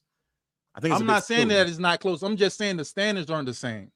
The standards are the same because niggas have stopped moving Giannis up on the rung of all-time greats basically since fucking 2022. Niggas like where Giannis was in 2022 to where he's at right now is basically the exact same place. It's been like 4 years and nobody talks about how, man, we really need to start having Giannis convos about him being ahead of XYZ player. Who does that now? A lot of people still have Giannis. If Giannis healthy, he's a top 3 player. If Giannis healthy, he's a top 3 player. If Giannis healthy, he's a top 3 player. A lot of people say this. A lot of people say this. What does that have to do? When the same thing happened to KD when KD was in Brooklyn, people said if he's healthy, he would still be a top 3 to top 5 player. No one was calling. No one said he was top 3 in Brooklyn. A lot of people was still having when that nigga took the Bucks to 7 and he had his foot on the line. There was nobody in the world saying he was a top 3 player. I was. There was nobody else. I'm saying it wasn't like unanimous. Like if he's healthy, he's top 3 stamp. With Giannis, when he's on the court, he's top 3 stamp. People says that. We gotta stop, bro. Why are you acting like you don't hear this? When I've heard you say this, I'm not saying that that's not true. What I'm saying is, let's not act like in 2021, up until that point, it was universally viewed that if KD is healthy, he will be a top 3 player in the league. I vividly remember that shit. Matter of fact, it was like that in 2019. Many people believe that Kawhi got the best player in the league stamp by default because LeBron and KD was hurt in 2019, and the only other player that was in the and Curry actually went down too. Curry was there in 19. Clay went down. Oh, Clay went down. Okay. But another thing I want to say before I get off of here, I saw this rant that you did about Curry because he played with KD for 3 years, and people try to knock him down a peg, brother. If Kobe gets knocked down for being with Shaq for 4, 5, 6, 7 years, however he was, Curry should also. There's no other player in NBA history where if a guy came on his team after he just had a unanimous MVP and was better than him, people will be putting him in conversations over that said player. I don't think everybody believes that he was better. I don't even think that he was really better than him, but you don't think KD was better than him? No, I think they were relatively the same. Even if you think KD was better, I think like their impact to that team was very similar. Very, very similar. Similar how? One was a far better offensive player. He was an engine, so everything that they were doing. Far better offensive player. He was a far better offensive player. And I think what's even worse is that after Kevin Durant left, how both of them had played has further proved that Curry was indeed a far better. How? What you mean after both of them left? After Kevin Durant left and Steph was on a much worse offensive team, he still not only had amazing offensive seasons, but to your testament about didn't? No, I'm saying not to the degree you of just said Curry, no. you just, not to the degree of Curry. Where you said up until 2021 he's still top 3. 2021 I think KD was still great. What I'm saying is not to the degree of Curry. See, this is where I catch you at though. Wherever these other people here glazing you, this is where I catch you at. You just said in the last conversation we just had, he was top 3. People would still consider him healthy top 3 up to 2021. Who was considered Steph Curry healthy top 3 in 2021 up to 2021? Because then you got to tell me who was top 3. That's on y'all. Then if you don't believe that there was an argument, if you don't believe that there was an argument, if you don't believe that after what was that year 21 I think it was when Curry was able to like carry that trash ass team to like a 39-33 record and they would have made the playoffs if he was healthy and he was out there and I think he had finished like top 5 or top. He finished. That's top the year 3 he got knocked out by LeBron in the play-in. I don't know, but that was like top 3 MVP race where he was averaging 32 on crazy efficiency. He was on the floor with Andrew Wiggins, Draymond Green, and Kelly Oubre. And the nigga was going out there and dominating the league. If you don't think that there was an argument for him to be dominating, top 3, 39, that's on y'all. That is 39 wins dominating. What you said? He only played 63 If you're gonna tell me, this is where you're not being intellectually consistent. He only played 63 games. You're not being intellectually consistent. They would have won more games if he had played more. You're not being intellectually consistent because if you're gonna tell me Kevin Durant up until 2021, when you said when healthy, people consider him top 3. Name who was the top 3 then in 2021? Yes, I guess what? Because at that point, maybe Jokic, KD, Curry, and I guess what Giannis. Come on, brother. People were saying Giannis. People were saying Jokic. No one was saying KD. This is where I keep the consistency at. I don't know how you think that no one was saying KD. Because that's why what world you live in when nobody. Though. I'm saying I was. I'm just saying it's so not who was consistent. third? Who was third then? Because it couldn't have been LeBron because LeBron got hurt that year. Who was third? To me, it was Jokic, Giannis, and KD. Okay, I had KD is still the best. But no, you're saying that's you. Who do you think people were saying was third in 2021? LeBron. LeBron got hurt that year. I don't just knock people out just because of that. I'm saying through KD's whole years. The argument that we're making right now is the when healthy argument. So LeBron's not part of that argument. So now when healthy, who would have it been? No, the argument that I'm making is the argument that we originally was making was you saying after KD left Golden State, it proves that what Curry did validated because of what he did after KD left. Okay. Even though KD was still performing, no one has said that KD played bad. No one has said that after. No, I did not say. I didn't say that after KD left that he played bad. What I said is after KD left, what Curry did further proved the point that he was a better player. That's what I said. That doesn't mean that KD is bad. It just means that he's better. So I'll ask the question again. In 2021, after Jokic and Giannis, who was then considered the third best player in the league? I said to me, Kevin Durant. I know to you. I said that was not consensus. I asked the question. LeBron, I asked the question again. Jokic, and Giannis. LeBron, Jokic, and Giannis. I just told you. It wasn't LeBron. You know who it was? It was Steph fucking Curry. That's why he won. That's why he finished third in the MVP race. That's who it was.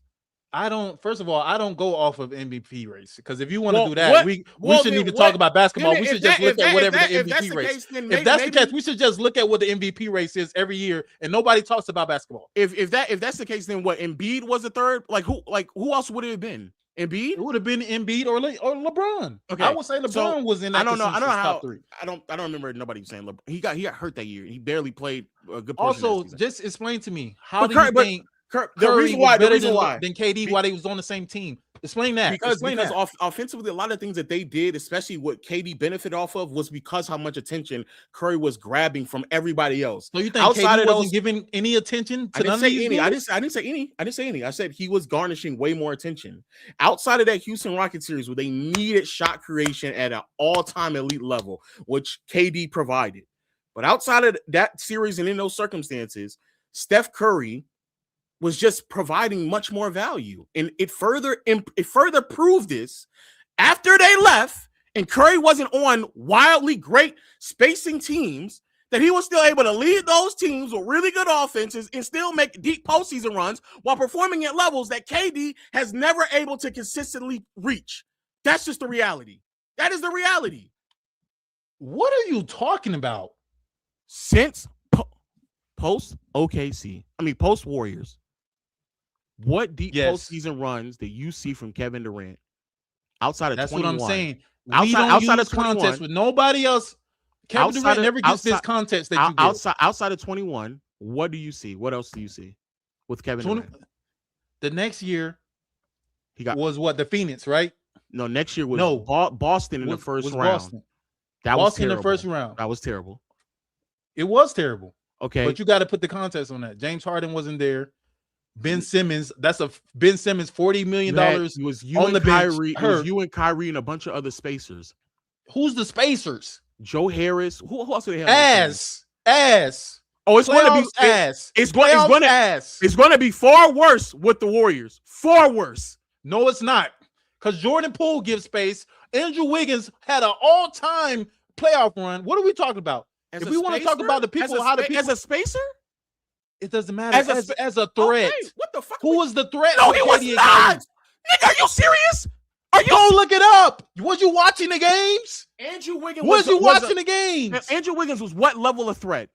People was even saying Andrew Wiggins was what level of threat? Win a Finals MVP, even though he was not going to deserve that. Because of his defense, not because of he was an offensive threat. Are you serious? What was he averaging in that series?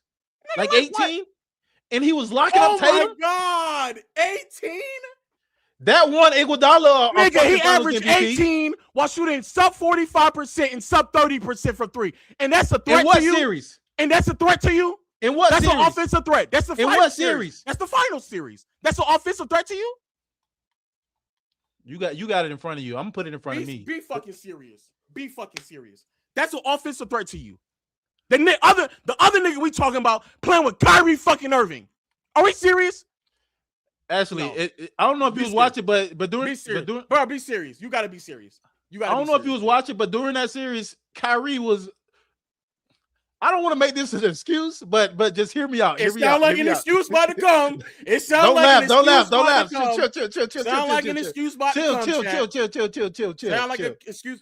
Nigga, he had Seth Curry on his team shooting 52% from three. He had Bruce Brown on his team shooting 43% from three. Are you serious? Food. Them niggas was food. We're talking about spacers. Are you serious?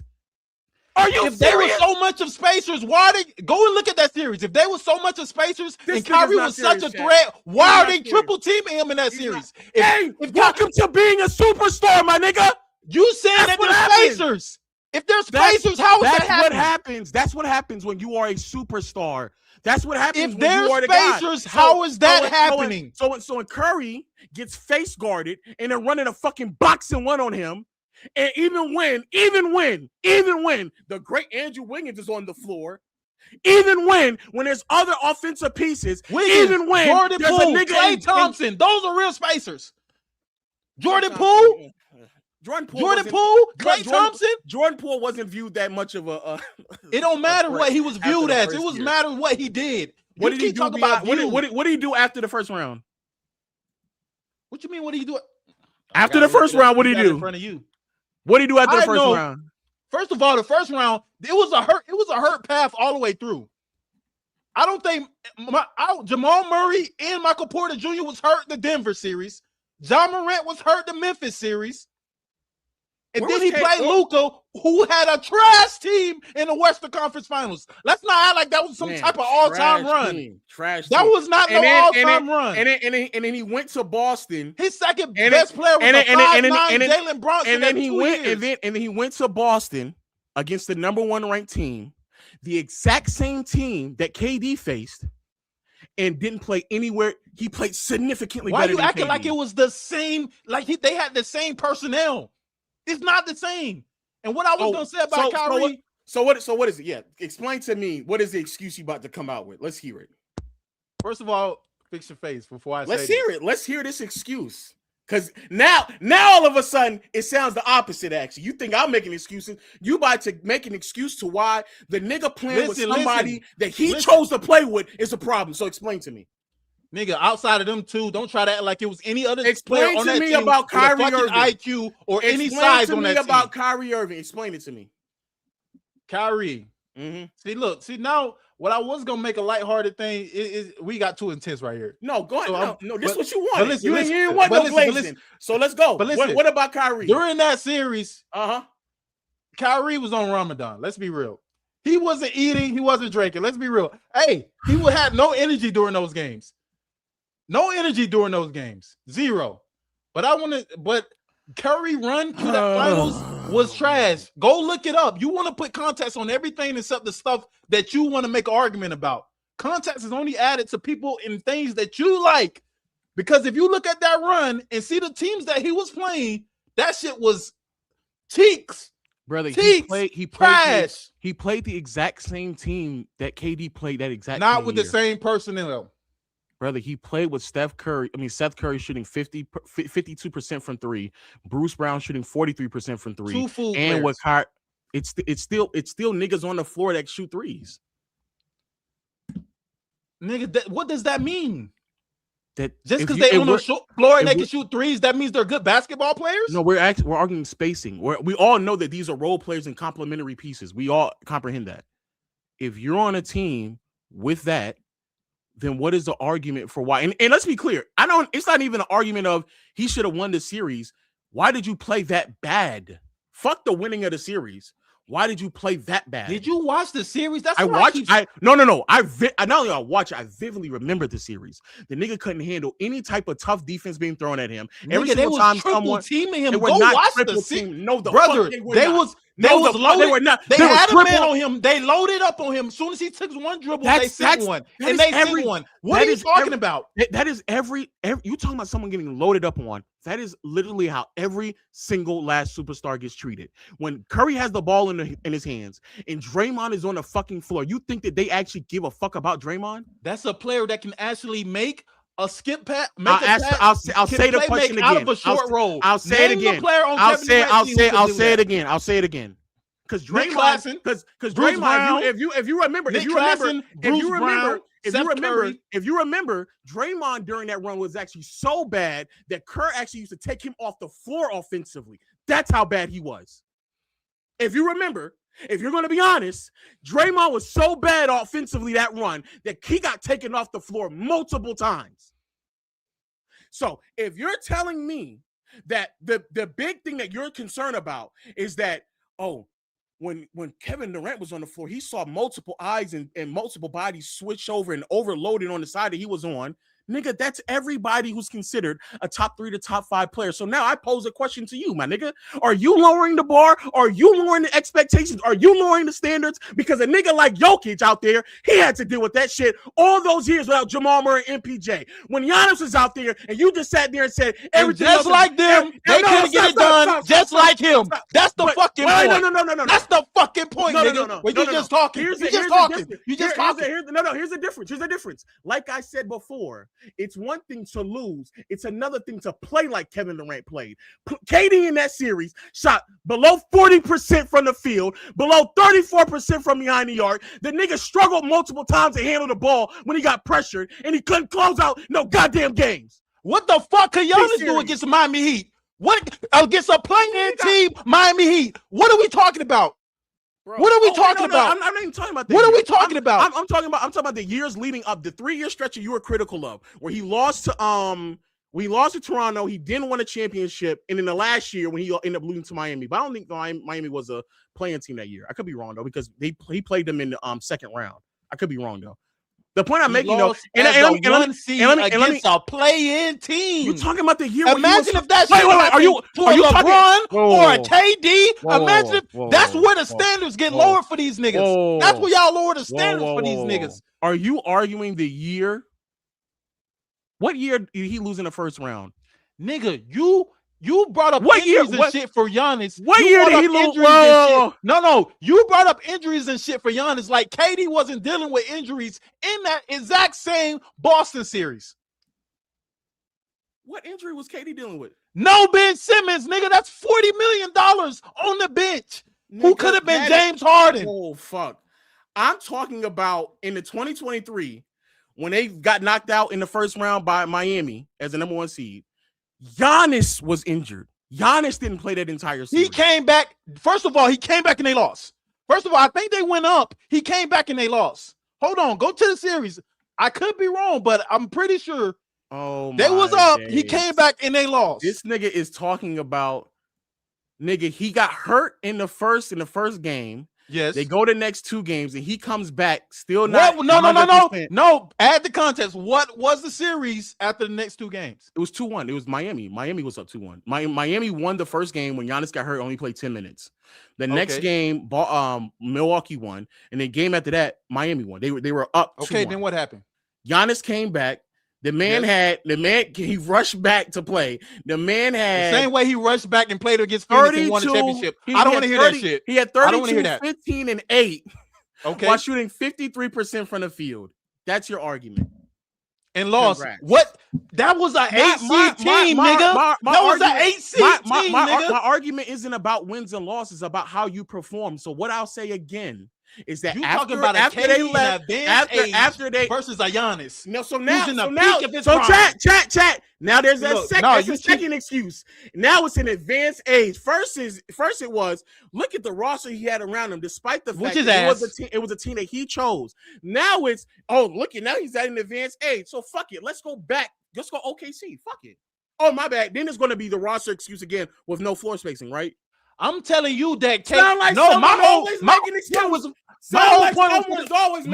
point from the beginning was KD's offense and defense translates better to the playoffs than Giannis. No, it doesn't. His offense and his defense translate better in the playoffs than Giannis. His defense does not translate better in the playoffs. He's way more switchable than Giannis in the playoffs. He protects the rim as well as Giannis in the playoffs. No, he's a better offensive player in the playoffs than Giannis. Okay, yeah, you lost it. Nigga, go look it up. This is what I'm talking about. You've lost it. You just be talking. Nigga, you just be talking. You think in the play? Wait. I just asked a very simple question. Nigga, I watched KD get this nigga Giannis 50, nigga, in the playoffs. I watched KD get this nigga 50 and he lost, right? So I guess it don't matter, right? You just said wins and losses. Oh, it's not about wins and losses. It's about how they perform. No, for me, you go back and forth. I want to be clear. No, you go back and forth over the fence, nigga. You just talking. Where I stand on his performance, it was amazing, and it's enough, regardless if he win or loss, that it should put him in that conversation. What you are arguing though is based off of win or losses. So you talking about a 50-point performance where he lost doesn't make any sense. If I brought that up, that would make sense because I talk about performances. I talk about what they actually did, not about wins and losses. I was talking about the performances. You said he translate better. His defense translate better. No. You originally stop. He gave him 50, and bro, the original point you made. The original point you made was about how no one is making deep postseason runs. You were talking about team success. That's what you said. That is quite literally how we started this argument. So you have been the one who initiated this convo about how deep someone can go in the playoffs. And in pursuit of doing that, you didn't give a fuck. From the standpoint of the standards where we held players okay, that's nowadays fine. No, that's fine. In yesteryear. Okay, I get that. And what I'm saying is you were then willing to go as far as to say, even though Jokic has been dealing with injuries with Aaron Gordon last year, MPJ, before they won a championship, Jamal Murray and MPJ, even though with Giannis, Damian Lillard went down last year, the year before that, he was dealing with an injury, and before they won a championship, he was also dealing with bad excuses for KD. But what year am I supposed to give that excuse to KD? Nigga, Westbrook was missing for one time, and literally in this conversation, Ben Simmons was out when he could have gave him some type of pressure release against Boston. You not giving no type of leeway or grace to other niggas. He would not have. I literally said earlier in this back and forth that if you go back to 2013, it would be disingenuous if I held that against Kevin Durant because Russ got hurt. I literally said that. And the nigga Ben Simmons in the Boston series, if you think that was going to be the difference maker, it doesn't matter. I have been consistent on the fact that I am not talking about he can pass it to in the short roll who knows how to make a fucking play other than Bruce Brown or Seth Curry or Nick Claxton, nigga. What the fuck are you talking about? You just talking right now. You don't believe that with Ben Simmons in the playoffs. You don't believe that with Ben Simmons. He can make a pass. Yeah, you're right. He can make a pass. And He'll pass listen, it to somebody else to miss it. He'll pass it to somebody else so they can take the shot. You're right. I'm getting too You're high. You're right. But my whole thing was do you from the beginning. Do you genuinely believe that Ben Simmons would have been a difference maker for Kevin Durant performing better in that series? Because if anything, it would have been even worse. He's a playmaker that can pass, that KD can cut off of, that can make like at least do something when KD passes him the ball. Who was his short rollers in that series? You don't know because they was all ass cheeks. But if you're saying they're going to run 2-man action with Ben Simmons being the screener, which as a sidebar, I don't know how often that's ever happened, but anytime that they run any 2-man action with Simmons, they're just going to leave Simmons open. Even when you're saying that he's going to make the rotation. Now Simmons can get the ball in the short roll, have Kyrie Irving and the Seth Curry that you're fucking glazing right now. But if on the other side, so other than Nick Claxton, who's the fifth? So who's the fifth? What do you mean? Who's the the fifth man on the? If you're saying it's not going to be Bruce Brown, who's going to be the fifth player on the floor? I just said that there will be you had KD, Kyrie, Ben Simmons. Who's the other two? KD, Kyrie, Ben Simmons, Joe Harris, and fucking Seth Curry. Well, Joe Harris wasn't on that team. Joe Harris wasn't on the team. So Seth Curry, who's the fifth? Who's that shooter in that? It was. I told you Bruce Brown. You said you don't want him. You said Nick Claxton no. You said Andre Drummond no. So who would be the fifth? Both of them ass. So who would be the last person? You're proving my point. Look at the personnel that who would be the last person. You're proving my point. Now you're proving my point. Thank you. Who would be? Because you look at the personnel. Just answer the question. Who would be the last person on that team? On that in that lineup you talking about? Nigga, who's on the team? Nigga, Dorian Finney-Smith? No. I'm telling you the names. You don't want to include Bruce Brown because they would further point. So who will be the fifth? You're making my point. Look at the personnel. Look at the personnel. Just answer the question. I've already told you who I think will be the fifth. You said he's ass. So tell me who's be the fifth. All of them are ass. That's what I'm trying to prove. Would be the point I'm making is that if you run a 2-man action with KD and Ben Simmons, you dump the ball off to Ben Simmons. They blitz KD. Then Ben Simmons gets the ball. Everybody stays home. And if he's the last roll man is defending. Now they're playing 3-on-2 on the opposite side after the short roll. Okay. And then they would have to make Kyrie and Seth Curry. No, they're not leaving them. Then they would have to make Ben Simmons a scorer. You think Ben Simmons can make a fucking layup? Listen, all of this. Listen. That's why I'm asking trying to find a point that you actually can win on. No. You keep trying to find a point that you can actually win on. That's why I keep asking you who is the fifth person, because that will then let us know where the help will come. Fucking series. I'm looking at it right now. You told me every nigga that's in the rotation that would be the fifth is garbage. So I'm asking you now, who's the fifth? Because it's 2022. If it's Drummond, 2022. If it's Drummond or Nick Claxton, then the rotation guy would already be at the paint. So who would be it? Who's the guy? Nigga, fuck it. Put Patty Mills in there to do something, bro. Okay, you got it, dog. Listen, this is the point. This is the whole thing. You trying to find a pinpoint, specific detail that you can win on. My whole opinion from the beginning stemmed from Curry is the only nigga where you was arguing on Twitter. Oh, y'all act like Curry played with Kareem for 6 years, or Shaq for 6 years, or LeBron hopping the team to team playing with D-Wade and all these players. You got it. Curry, the only nigga get the benefit of doubt being in his peak. A nigga come on his team, be the better player, and then he leaves, and then this nigga still get to be considered better than him when a nigga was on his team in a situation and was better than him. Because no one puts Magic over Kareem. No one puts Kobe over Shaq. No one puts D-Wade over LeBron. No one puts who? Wait, say it again. No one puts Kobe over Shaq. I put Kobe over Shaq. What are you talking about? Most people have Kobe. In general,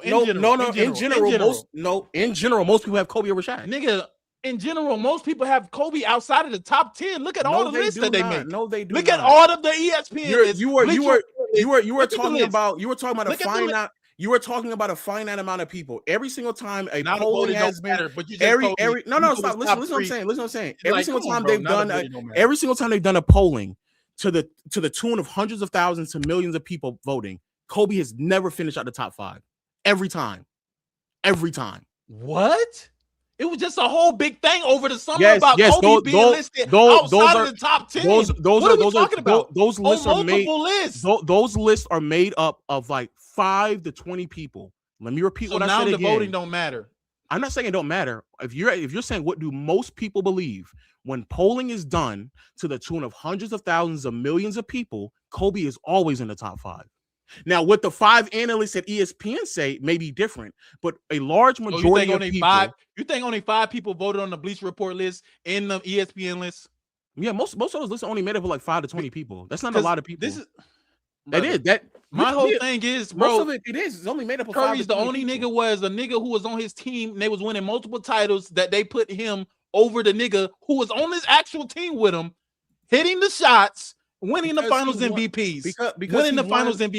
Because he won before and after him. He played well before he and won after before him. because of an injury. Why do you never put context on the shit until when I say something, you want to throw your little context? You want to sprinkle context all over the shit I say. But when I do it to you, it's a problem. The very next season, he beat nigga KD. Kyrie and Kevin Love was hurt. You talk about before and after. The very next season, he beat Kevin Durant. In 2016, he beat KD. And then after that, he then went to the postseason run, went in 2022 with the lost and winning call who? Lost and winning call who? No, I'm lost talking, and winning call. Add all of it. Put all of it in there. We're talking about before and after. Then after Boston, after that, he then made it back to the finals. We went up against the same Celtics team and played great. Then let's add the context. You're right. You're absolutely right. Kevin Durant joined. I'm about to tell you. Let me tell you something.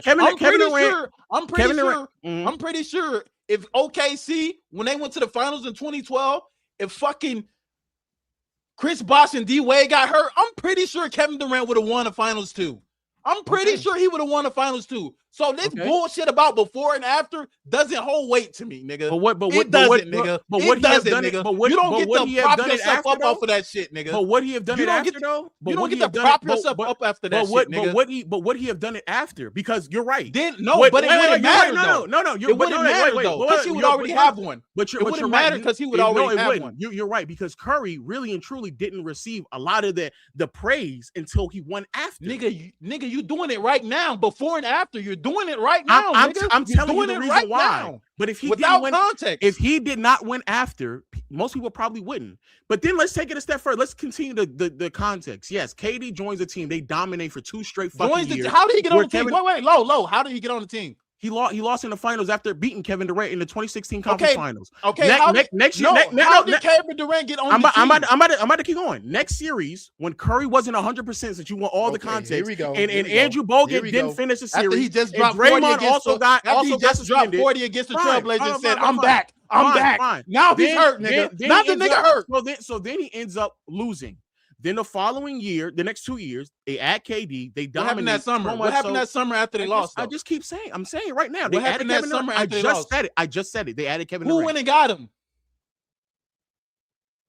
What the war? What are you talking about? What do you want me? What do you say? Who on that flight in the Hamptons and went and got him? Oh, you're a narrative guy. Holy fuck, nigga! The narrative matters. They add the point I'm making is that yes, they added KD. Then after they got KD, they dominated for 2 straight years with Kevin Durant performing with Kevin Durant performing the best in the finals. I do not believe that Kevin Durant was the best player, but he performed the best in the finals. And in the Houston series, he was better. And in the Clippers series, in the Houston series. And he won a series without Steph Curry. And then you're right. And he won a series without Steph Curry. Nigga, you don't want to put no contest on KD, nigga. Then 2019 happens, and then KD gets hurt. And they don't have the other pieces that they end up losing in the process to get KD. and a Houston team that they've struggled with prior to with KD. Oh, so you mean Warriors end up closing it without KD.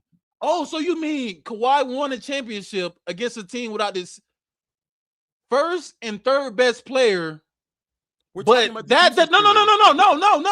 the Houston series. No. Right now. We're talking about the Houston series. KD and Kawhi was out. No, KD and Clay was out, and it was only Steph Curry there, and he lost. Right? Well, we're talking about the Houston series right now. He lost, right? But you added to Steph Curry's legacy let's that he beat LeBron without Kevin Love and Kyrie. You see how I haven't even gotten to that. I haven't even gotten to that. Say he lost. I haven't gotten to that point yet. If you stop interrupting me, then I will be able to get to that point. Go ahead. I'm muting my mic. He then beat the team that they had been struggling to beat the season prior, that had Kevin Durant on the roster. They were still struggling to beat him. The very next season, he beats that team, even though Kevin Durant didn't finish the series, and Chris Paul played the entire series. He then goes into the finals. Why did he beat Toronto? Why did he beat Toronto in the finals? Then he goes into the finals, and they struggle the first like 2 games. Kevin Durant tried to come back. He then gets hurt. Then Clay gets hurt again. And I think from a game or 2, Curry was great, but for the most of those games, he didn't really play as well as he probably should. But if you also put into context the floor spacing and the defense, I don't think it was that bad. But fair, he lost. He without a doubt lost. The very next season, he's hurt. So he couldn't get it done. Okay, he couldn't get it done. Okay. The next season, he's hurt. Everybody else hurt. They only win 15 games. The following year, he plays 63 games. They have a winning record in that time frame in a shortened season. You said only 39 wins. 39 wins in a shortened season. They were 39 and 33. They were an above 500 record that year. But because Curry only played 63 games, they couldn't add more games to the win column. So they missed the playoffs. Fair. Then the very next season, when you have Clay at like 80% and Andrew, huh? He got knocked out of the play-in by LeBron. The same LeBron. In 20, I know I can't remember the plan, but in 2022, I'm just saying that he got the minute LeBron comes to the West, he knocks Curry out of. But they never leave Kevin Durant. The minute LeBron comes to the West, he knocks Curry out of the minute LeBron comes to the West, he knocks Curry out. Congrats. They didn't need Kevin Durant. They really didn't need Kevin Durant. Congrats. No one said that he's better than LeBron. Congrats. Then in the very next season, the man makes it back to the finals. En route in doing so, went up against the number 1 ranked team in Boston in the finals and has one of the greatest performances of all time while sharing the floor with his second best scoring option, either being Klay Thompson or Andrew Wiggins, with Wiggins, as we already said Jordan before. Poole. No, in that series, no. In that series, no. And in that series, when Poole's not even averaging 15, no, then the leading scorer behind Curry was Wiggins, and then Clay averaged 17. It was not Poole. Matter of fact, there was stretches. Poole, if I'm not mistaken, and correct me if I'm wrong, chat, Poole only had like 1 or 2 really good games in that run. And I mean, not in that run, in that series. Poole was not that great of a scoring option in that series. Yes, he had 2. Oh my God. I'm looking at it right now. I'm looking at it right now. Look at the first round, Jordan Poole. I'm talking about in the finals. No. Look at the first. I just said in that series. I'm talking about in that series. You've already discredited the path by saying it was injuries, and that's fair. And it was a weak path. I'm talking about the actual good team that they faced. The good team that they faced were the Boston Celtics, the team that made it to the finals, that had the number 1 ranked defense, that had the DPOI and Marcus Smart. That is the team that they faced in the finals. That right there was a legitimate competition. And in that series, Jordan Poole did not play the same way he played in the first round. The second leading scorer was Andrew Wiggins. Draymond was playing so bad offensively, he got benched during certain moments down the stretch, and they needed that man to perform at certain levels. Jordan Poole played great for his standard as a third option the first 3 rounds. He was averaging like 20 the first 3 rounds. You just sat there and he averaging what? He was averaging like 20 the first 3 rounds. I gotta double check that. But you just told me 18.5 the first 3 rounds is his average. You just sat there. You just started the playoffs off with a 30 and a 31 point game. I'm not saying that. I'm not saying he didn't play great in the first 2 rounds, but you just said that it wasn't that impressive because of the teams that they beat, which is fair. I know. But what I'm saying is the most important team that they faced, the best team that they faced in the finals, that team. Jordan Poole did not play at that same level. He just didn't. Andrew Wiggins was the second leading scorer. not as an offensive threat. He wasn't great. He was serviceable. Nigga, he took their best player out of the series. As a defensive player, I'll say it again. He was great as a defensive player. As an offensive player, he was not great. Defense don't matter. I didn't say it didn't matter. We're talking about what is the pieces around you to aid you to perform to the level that you need to perform offensively. Andrew Wiggins was not played. Imagine having a piece that can score 18 points per game and take the other bets and take the other team's best player out of a series. I'm pretty sure that's a great fucking piece, right? No one's not saying they can score 18 points a game and can take the other piece. Was he a great offensive piece? Does it matter? It does. We're talking about the he pieces scored 18 around. points a game. We took Jason Tatum out of the series. We are talking about the pieces around an individual to help them in the process of getting it done. That's what we're talking about. Yes, we're not talking about Andrew Wiggins, what he did defensively, because what he did defensively was amazing. But we're talking about he averaged 18 points a game. No one's not taking that away from him. He was not a great offensive piece. Point blank, period. He was a good offensive piece. He was just has to be because we're talking about the pieces finding any little them. Nick Pitt to try to win. Because this entire time we've been talking about the pieces around these players that help them out on the offensive side of the floor. You said spacers. We talked about the last man in KD's rotation. We're talking about no spacers in OKC for KD as well. That's literally what we've been talking about. The next best player was Klay Thompson, who was inconsistent that entire series. Draymond Green, who was so bad offensively, he got benched. And this is against the number 1 ranked defense with the DPOY on the roster. Let me ask you a question. Can I ask you a question? A quick question. And the man at chat just to finish no. Let me ask you a question. Let me finish the punchline off. Let me finish the punchline off. Not only did the nigga play great, he only had one bad game throughout the entire fucking series. He only had one bad game. Only one. That man Curry was amazing in that series, bro. Amazing. Historic. Now can I ask you a question? This we're gonna wrap it up after this. Go ahead. This was good. I appreciate you for bringing me on because it was too much positivity going on here. All right, nothing personal. Borderline 50-50, 90 is averaging 34 points in the first 4 games of that series. Oh my fucking god, nigga! Go ahead and go. God damn. Yeah, you want to know what else? Andrew Wiggins, they was down 2-1 in that series. You know that, right? And Andrew Wiggins averaged 17 and 15 in games 4 and 5. And he took Jason Tatum out of the series. But let's not talk about that because he wasn't a good offensive player. Let me say this. Andrew Wiggins, Klay Thompson, and Jordan Poole played better than anybody on Brooklyn against that same Boston team. So you bringing up this like it makes any type of ground up into what? But why did they play so much better with Curry in contrast to KD? Because one team was coached by Steve Curry and one team is coached by it's always brother. Why every time I add context, it's all man. But when you add context, it's facts. It's facts. When low adds context, the coaching that he ran from too. Mind you, the coaching he didn't run from it. He just went to a different team. from that coaching. He ran from it. So he ran to Golden State and he ran from Golden State. That's what you're saying? It's quite literally what he did. Well, he didn't run to Golden State. Nigga, because when he literally ran away from that coaching. When he was in Golden State, nigga, I watched him tell Klay Thompson and Steph Curry get in the corners, nigga. We running 4-5-4, 4-1-4 flat. I watched him do that before. I watched KD in multiple series against Boston. That's a good thing? You think that's a good thing? I'm telling you. You think that's a good thing? Nigga, KD was pawning them niggas. Do you think that's a good thing? Niggas as pawns when he was in Golden State, nigga. Do you think that's a good thing? What you mean? Do I think that's a good thing? Do you think that somebody can come on your team and tell you what to do? Do you think that's a good thing?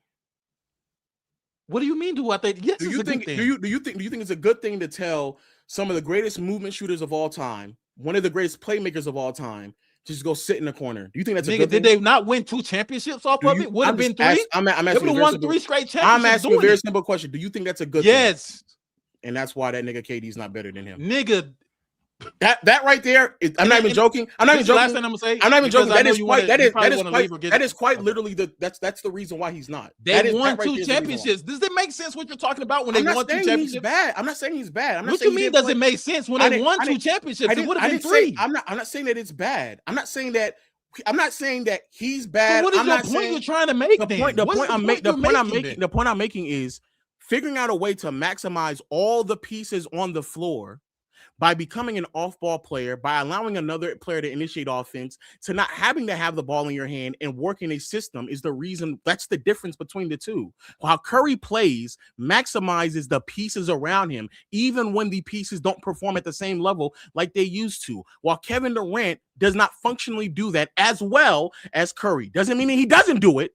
He just doesn't do it as well as Curry. That's the difference. That is quite literally the difference. If Curry was a normal on-ball scorer where he had to have the ball in his hand to be operational and functional, then I can hear what you're saying. Why but you the like fact KD that plays Curry, like that? I didn't say. Why you acting? I didn't. You sound are like a normal on-ball scorer. You like you are KD literally doesn't- no. I'm sorry. As a normal on-ball guard, as a normal on-ball like point guard, if that's who Curry was, then I don't think that it would really be. It wouldn't be as impactful because he would have to have the ball. It would have to be a certain type of basketball that need to be played. But because Curry can fit in, move off ball, be as portable, and not only that, when he is off ball, can generate. I'm not saying he's not. But when he is off ball, he garners so much attention that Kevin Durant, of all players, can run down the lane and fast break and get open looks because teams are more concerned about Curry than KD. That's y'all the niggas difference. is living off screenshots. Y'all niggas is living No, off I'm, screenshots. no. I'm living y'all off niggas what, is living no, off no, screenshots. I'm living 'Cause off if you what actually the watch coach, the games, you would see KD I'm and living KD off and what- Steph play I'm those living- 1-3 living pick and off what rolls, the and they coach both come said. off on KD, and Steph Curry comes off wide open too. If you actually watch the games, you would see that. I'm living off what the coach said. I'm living off what I saw. So And you appeal to the authority. You're not watching the games. Curry, without a doubt, had more attention on him than Kevin Durant. So you even just when they were appealing on to the same authority, team. whatever. I they saw say. it as well. We all saw it. So you didn't see Kevin Durant and Steph Curry running 1-3 pick and rolls, and they both come off on KD, and Steph Curry come off wide open. I'm not talking about 1-3 pick and roll. I'm talking about throughout the natural flow and progression of a game, not a unique set that is damn near unguardable between KD and Curry. I'm talking about through the natural flow of the offense. Who was getting more attention, KD or Curry? Through the natural flow of the offense. I guess you could say Curry because he does more movement. Okay, that's it. If you want to go double KD, you have to run at him. Curry turned into a superstar off of screens. KD was a superstar off muscle from day one. Off muscle. A system made Steph Curry a superstar. A system also made Kevin Durant. What system? What system made Kevin Durant a superstar? Kevin, well, Steph Curry wasn't a superstar to Steve Kerr stepped in there. We have different opinions because you're acting as if the year before he was no superstar. The year before KD had like 4 first-team All-NBAs before Steph Curry even made an All-Star game, nigga. What are you talking about, nigga? Because he came in the league earlier and he started off his career. The nigga older than KD too. He started older than KD too. Okay, he came in the league before him, and he also started. And I'm not going to lie, as if like Kevin Durant didn't start his career better. He did. But that doesn't change the fact that I'm telling you, the year before, a superstar. The year before, when Mark Jackson was coaching, and it was averaging like 23 points and 8 assists, and then went to postseason, it was averaging like 20, 27 and 9. That's a superstar. Yes. 23 and 8. Yes. Nigga, it's like 30 superstars in the NBA right now. If that's the bar, it's like 30 niggas a superstar right now. The league is that's the bar. now. It's like 30 niggas. The league is different now than it was 10, 11 years ago. I think you would know that. There weren't that many players back then that was averaging 23 to 24 points and 8 assists. There weren't. I think you're even smart enough to know that. Like, come on, we can be honest with ourselves. Back then, averaging 23 to 24 points and 8 assists was certainly an outlier. Darren Williams was a superstar. Well, it depends on the year, but Darren Williams wasn't. He only averaged that for like 2 years. Those years, yeah. I think Steph averaged it for 2 years, right? Before I think in the 2 years, Steph Curry averaged it for 2 years before Steve Kerr came, right? In the 2 years that Darren Williams was doing that, without a doubt, I think he was borderline like getting into those conversations. Without a doubt. Chris Paul was doing that. And that's really it at that point. It really wasn't that many point guards. You would never say. And also Darren Williams was a superstar. And also, you reaching, bro. But even if I wouldn't, it's because he wouldn't then go into playoffs and then do the exact same thing as often as Curry was. But Curry making runs, nigga. He wasn't making no runs. You acting like Williams was making a bunch of runs. Exactly. That's what I'm telling you. Neither one of them niggas was superstars. If he went to the postseason and averaged 23, 9. 44 and 40% from 3 or 39% from 3 in the 2 years before that. If Darren Williams did that, then I think there would be, without a doubt, at that time people were comparing Darren Williams to Chris fucking Paul. You making it seem like it was a massive. If you making it seem like it was a massive stretch. He was a superstar though. But at that time, Chris Paul was a superstar. But Chris Paul was proven over like years and years. Like Darren Williams was that for a blip. Darren Williams was that for a blip 2-3 years. Chris Paul was that in the Hornets all the way through. It was a little time where Darren Williams made it a conversation. At the time, that's what I'm saying. The time when they were making a conversation, I'm just looking at it right now. Darren Williams has never averaged 23 points. So you just lied. What is his high? What is his peak in there numbers wise? What did the peak look like number wise? It's 21 in 2012 when nobody was considering him a superstar no more. Okay, 21 and what? In a year and 21 and what? Not and 9. And he was shooting 33. He was shooting 30. And he was shooting 33% from 3. He wasn't shooting 40 like I said with Steph. It don't matter. The years. It does matter because that's the difference. That's the difference. That is the difference. You said it was 23 and 8. Now you adding 3-point percentage. But because it's obvious for Curry when it comes to 3-point shooting, and it's obvious for Darren Williams. He's more of a playmaker. All right. Fuck. All right. I'll see you later, brother. Jesus Christ, said Darren Williams is more of a playmaker than Steph fucking Curry. Holy fuck. Jesus Christ. All right, bye. We're gonna get out of here. Niggas saying that Darren Williams is a better playmaker than Steph fucking Curry. Oh my fucking God. Jesus Christ. Oh my God. Jesus. Oh fuck. That is what he said. He literally said that Darren Williams is a better playmaker than Steph Curry. What up, Chill? What up with you? What up with you? Jesus Christ. Darren Williams was not a better. Y'all niggas think because someone averages more assists that he's a better playmaker. And I had to double check. Darren Williams ain't never in his life scored to the level of Curry. He never did that.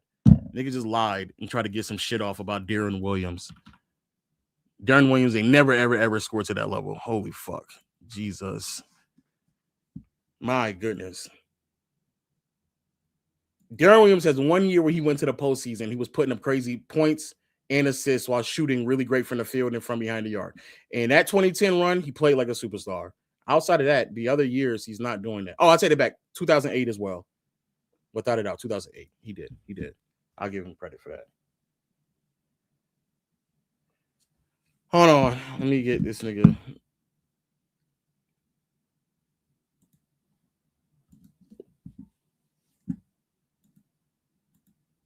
Jesus Christ. Nigga is comparing.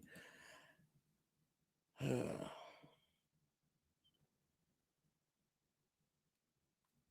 on.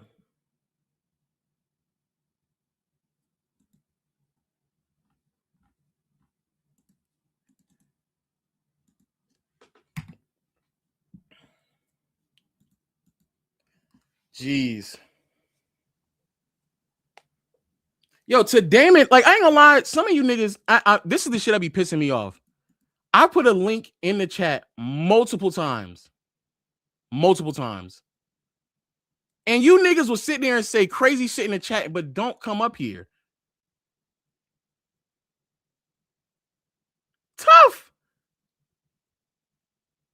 Tough. Who, Damon? All right, Damon here.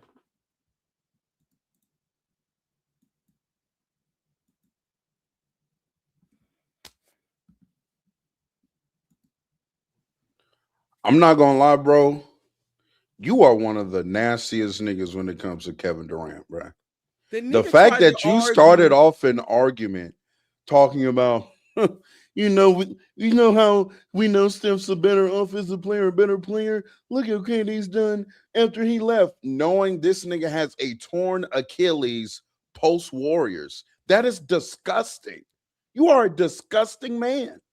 That is nasty. So what is the argument that KD's better? Hell? Really? So what is KD? We're gonna use post Achilles to prove Steph is better.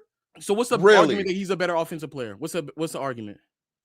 I'm not even saying that he's better, Okay, but you then said so that what's no. Because you said that he's far and away a better offensive player than Kevin Durant, and then you use the example of look what KD's done post Golden State. That is disgusting. And then you brought up Bruce Brown as a spacer. You are a nasty individual. That brother that series was 4 games. In those 4 games, that brother made 6 threes. Hey, He brother. only took 14. You Oh, are hey, brother. disgusting. Hey, You're brother. nasty. I'm not even a KD nigga for real, but that's disgusting, Lord. You know that.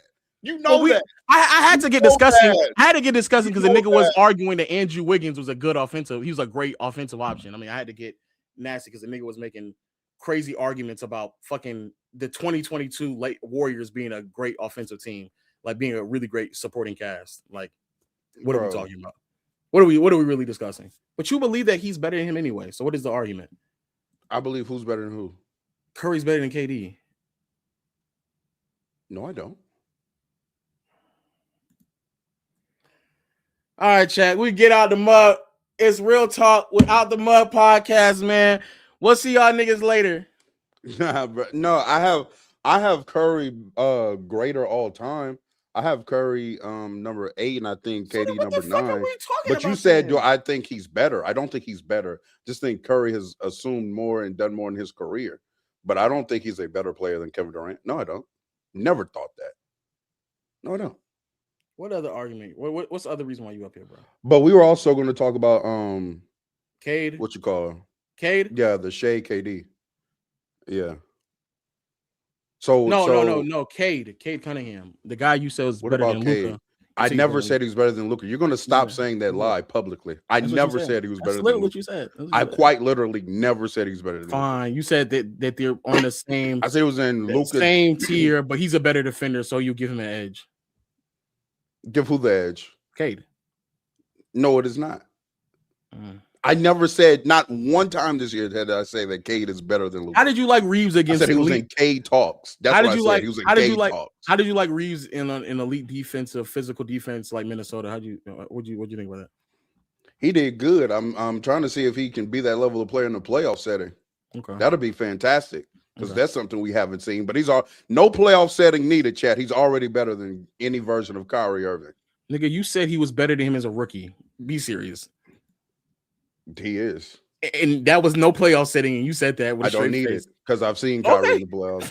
Bro, not as a rookie though. Bro, Kyrie, if Kyrie, if rookie Kyrie was playing in 2026 next to Luka Doncic, he would be better than Austin Reeves. That is a fact. Hey, hold on, but I want to talk about the Shai KD thing. That's what I want to talk about. Crazy. Why do you think that Shai? How many years is does Shai need, or do you think he's finna to surpass Kevin Durant? That nigga already better than him, bro. That nigga passed that nigga, bro. He got out the mud with real niggas. Not that fugazi shit that KD got done. He better than him, bro. What's the next question? That nigga KD to get it with a regular team, bro. The Oklahoma City Thunder are a regular team. They definitely not the 2017 Warriors. Who's the greatest defense of all time? 08 Celtics, I think. Or 62 Celtics. What? Who's the greatest modern day defense of all time? Probably 08 Celtics. 04 Pistons. What you want? I always said what you want me to say, my nigga. So we're just gonna sit there. You just gotta. Is that not true? Those not real? No. Okay. Is OKC one of the 5 greatest defenses ever? No. All 5 of them exist in the 60s with the Celtics. What are you talking about? I don't know what the fuck you talking about, bro. I'm trying to have a serious conversation, and you just want to troll. Bro, are we serious? Oklahoma City, one of the singular best defenses of all time. Yes. Okay. Is that a regular team? No. Okay. So why did you just say Shai won with regular niggas? Because they look like regular niggas in the playoffs. Was that defense regular? Probably not. I think it was still okay. pretty good. Do you know who also looked very regular in the playoffs? J-Dub? Shai. He looks regular. Was he above league average efficiency? I think so. In that playoff run? Oh no. So? After the first round he did, but that first round was terrible. No, he wasn't. He wasn't. Okay. So how is he better than Kevin Durant? Because that's what KD used to do too when he was on those teams. Oh, really? Because I was looking. I was just looking at that actually. In OKC? Yeah, in OKC. What was he doing in OKC? I'm seeing plus 3.5 relative. I'm seeing plus 3.8. I'm seeing actually 2012 he was plus 10. 2012 is the one that's 2012 and is the he one was that's plus outlier. 2.5 in the postseason. What was that? What was that Yeah. offense? So how many times has Shai been remotely? When was that? What was that offense in 2012 though? You said what? What was their offense in 2012? What you mean? What was the Thunder's offense in 2012? I don't know. It's the Thunder's defense all the time. You didn't want to answer that question directly. Well, they were the second best offense that year. Who? The Thunder. Due to who? What do you mean? Who played a large part in that, them being the second best offense? I'm not saying he's not contributing, but I'm saying he's also on a team with like two other playmakers. In 2012? Yeah. Okay, shout out to James Harden and Russell Westbrook. Absolutely. They weren't quite the players that we have known to come to know now. Yeah, I'm not saying they were all-time playmakers. I'm just saying Kevin Durant was still by far the best player on the team offensively. Shai was not even close. Best. No one's not disputing if they're the best players. Right, and he was plus 10.5. Oh, that year is amazing. What was the next year? Was the next year? Let's see. Next year he was still plus 3.8. And then the year after that, he got and hurt. that was without James Harden. And after that, he was still plus 3.7. I don't think the next year he didn't play, right? Because he got hurt. I'm saying 2013 was plus 3.8. 2014 was plus 3.7. Okay, 2015 he got hurt. 2016, what was that? Right. He was only plus 1.7, but so plus that's 3 still better than Shai. Oh yeah, so plus 3 is all Right. Shai needs to be, right? Why? To be better than KD? What? He has to beat plus why 3. when he has a year plus 10.5? I mean, I'm not talking about the one outlier year. I'm talking about because I'm assuming I'm assuming you're not arguing is he better than 20? The 2012 mark is not the mark that we'd have to surpass to have him higher. I would assume so. Okay. I would assume the argument really was probably more Golden State. Even 2021 in Brooklyn was plus 5. Yeah, he had a great series. Has Shai had a series remotely close to that? No, I don't think so. No, I don't think so either. So if this year he goes, you want to talk regular seasons as well as far as scoring? Who's a better scorer to you? No, KD's still a better scorer. Okay, so why would KD be? I mean, why would Shai be better than Kevin Durant? Because if that's what they both mainly do, and you say KD, he get out the mud, my nigga. What is he going? What you want me to hear? He dribbling, he pass, he playmaking, out the mud with niggas. Lou Dort, Hartenstein, J-Dub out for majority of this season. Tell niggas to get out the mud, then we can start talking about some shit, bro. Oh, you want to talk about when people are out? That's what you want to talk about when star players aren't. No, I want to talk about not running. Because in 2014, with a lot of that season without Russell Westbrook, KD was what 63 true shooting in 2014, averaged 31 per 75, and was plus 9. Shout out to a regular season for a regular nigga.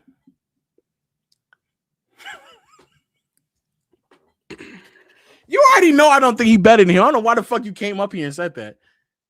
I don't think he's better than who. You already know. You already know. I don't think Shai is better than KD. I don't know why you came up here and asked me that question. Because after I left, you were like, I don't know though. I mean, a year or two if he. So I'm just trying to see where you're at with that. No, I don't think Shai better than KD. But I do think if he pieced together, obviously, he got pieced together years for me. But this year is kind of hard though. I can't. This year is. That nigga is sensational this year. I can't hold you. This year is something special, brother. This year is something special, man. Can't even hold you. How far? Just to be like sure though, like what's that? Steph, KD, like where do you have them two ranked though?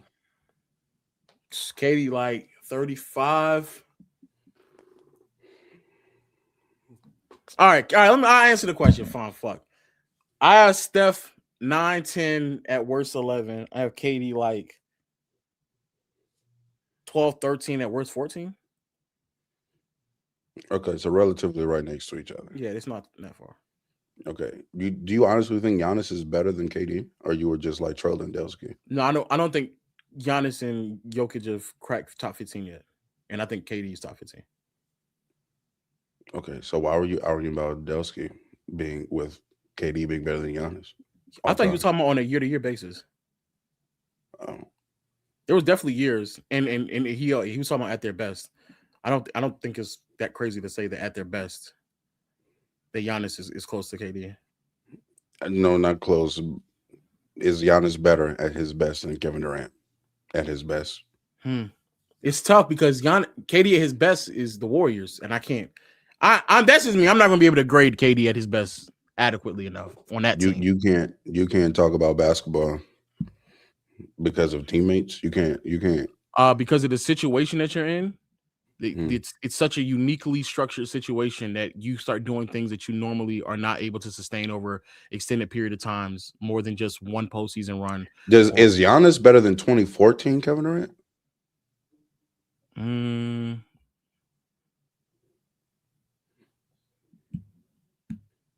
I think he is.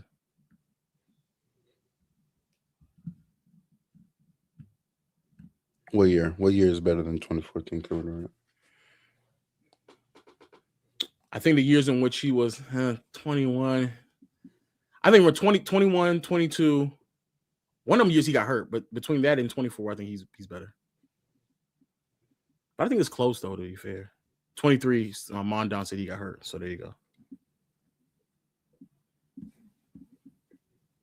Is he better than 21 Kevin Durant? 21 KD is a special nigga. That's a special nigga right there. That's a special. I'm just trying to throw out years even outside of Golden State, obviously. Yeah, that's a special nigga. I can't lie. I can't hold you. I might get at a KD. Okay, so that's outside of Golden State, right? That's the one. I don't count peaks as 1 year, my nigga. Okay, do you want to do 19? I guess he still is in Golden State. Shit, in that case, Joel Embiid better than these niggas. Stop trying to get niggas in chat on your side. Stop trying to get Morris on your side. I'm not even looking at the chat. I'm not even looking at the chat. Hold on. Me either, because your StreamYard link doesn't even show the chat. Yeah, it don't even show. It doesn't. Yeah, it doesn't even show the chat. Okay, I just want to make sure that you're not up here completely losing your mind. So KD top 10, right? No. Who your top 10? Who on the back end of your top 10? Hakeem, Magic, Curry. Hakeem on your back end? Yeah, because I got Shaq ahead of him, Kobe, Duncan, Russell, Kareem, Michael, Jordan. Wait, did you just say you have Magic in your top 10? Yeah. Can He's also. Can I answer my question before you cut me off, please? Oh no, I'm just explaining Magic. But I just let me ask you a question very quickly. Right. So you're able to evaluate Magic Johnson as a basketball player, correct? Okay. No, I'm asking you. Yeah. Okay. He had Kareem on his team, right? Okay. He had James Worthy on his team, right? Okay. Why the fuck did you just scoff at James Worthy? I just said okay. No. If Kareem played at the level in which he did from like 81 to 84 for a larger like lens, sure, but Magic kind of gets in those arguments because of what he did like 87 onwards when Kareem wasn't the same player. He wasn't Kareem anymore. Peak Magic or peak KD? Oh, peak KD. Okay, who's been better longer? I think KD has, but again, I don't like this three of those years. There's 3 of those years I don't really. I'm not taking serious. I'm not. But you just said he peaked higher and he's been better longer. So why isn't he better than Magic in your all time? Because 3 of those years I don't take serious from KD. What 3 years? The 3 years he was with the Warriors.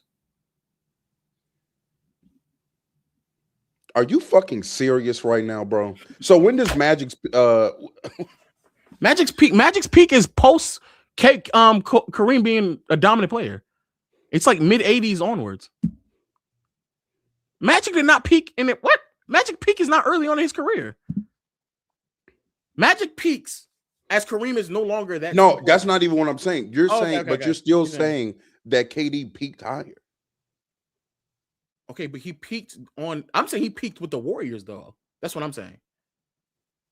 The 3 year that he peaked, that his highest is with the Warriors. That is higher. But if you're going to say that you don't take those years serious, then you should say Magic peaked higher. I mean, I guess so. Yeah, I guess Magic. But I mean, I know he did. But you don't even believe that, exactly. Oh well, I believe if Magic played on a roster like that, his peak might be higher. He didn't though, so I guess we never know. So we're just gonna. So you're just gonna. Do you think? What you're gonna do is just Shaq, KD. So what niggas do with Kobe and just Shaq. But I have Kobe over You're just KD. You're just gonna Warriors. Right. So if you're able but to do I that, have Kobe. But I have Kobe over Shaq because of what he did after Shaq. So why can't you do this? Because he did it after Shaq. How good KD is though. Because I'm gauging Kobe off after Shaq. But because what the about first what year, KD did before he got to Golden State and after he left Golden State? Well, I don't think that what he did before Golden State. I don't think he's strung enough years to have him in my top 10. I don't think what KD did. If you combine Golden State, pre Golden State and after Golden State, you're saying that's not enough to what? To get him ahead of Curry, Bird, or Magic. No.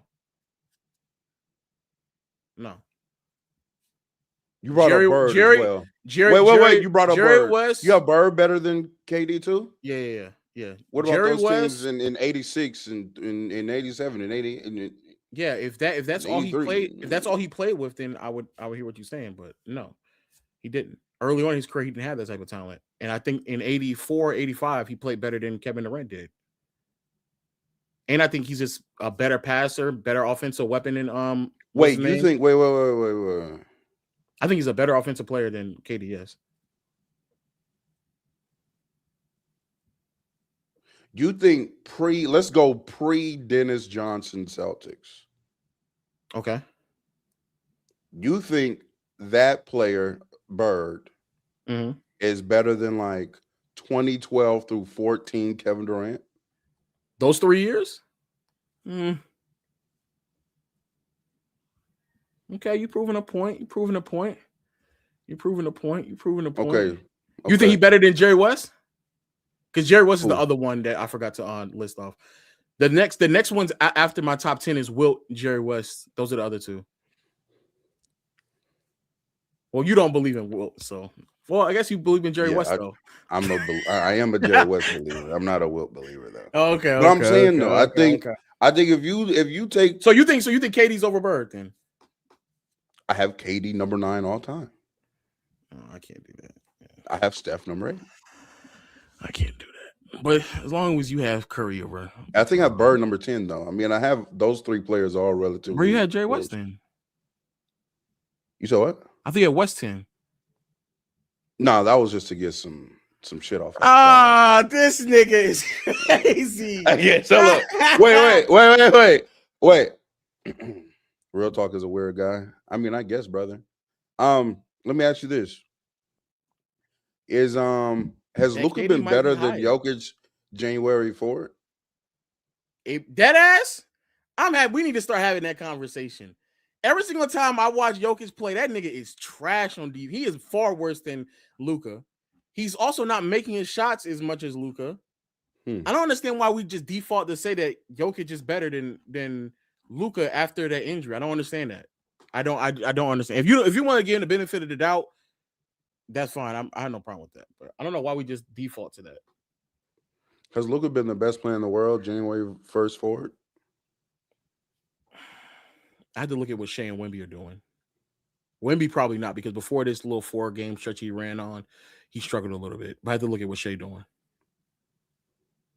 Well, I think some of that includes like Shai. Oh, Shai was out too. Yeah, he was out. Yeah. Shit. So the Lakers have employed the best player in the world, January 1st forward. But you said he was in Cade Cunningham talks. So that means that was prior to January. So that means that was prior to January. We had that conversation post January. That was prior to January. We had that. But what were the months that I brought up? See, what you're not going to do is sit here and act like you don't know the conversation. I said November, December. So Cade is also in top November, and best in the December. world convos chat. November, December. That's what I said. Although let's see if you know your months. Are November and December before January low? Oh, they or are. actually technically. But when you were after. crashing out, but when you were crashing out on him, I think Luka had like a bad like 3 or 4 game stretch, and you was like, it's only 1 month this nigga has been, because that's basically what you said. Correct? What? You were saying it was only 1 month, and I was sitting there trying to explain to you what he did in February, and then you said, well, them niggas only play like 8 or 9 games in February. That was your rebuttal, correct? Yeah, because I knew what he did in January.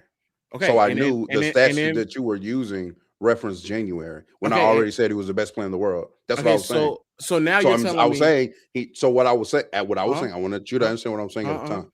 At that time, he needed to play more games like that before to dismiss the 2 months of play prior that he just had. So 2 weeks has now dismissed, because that conversation we had was about 2 weeks. That was about 2 weeks ago. That wasn't that long. That conversation wasn't in March. Nor was it at the end of February. Chat, when did we have that conversation? Chat, when did we have that conversation? Chat, when did we have that conversation?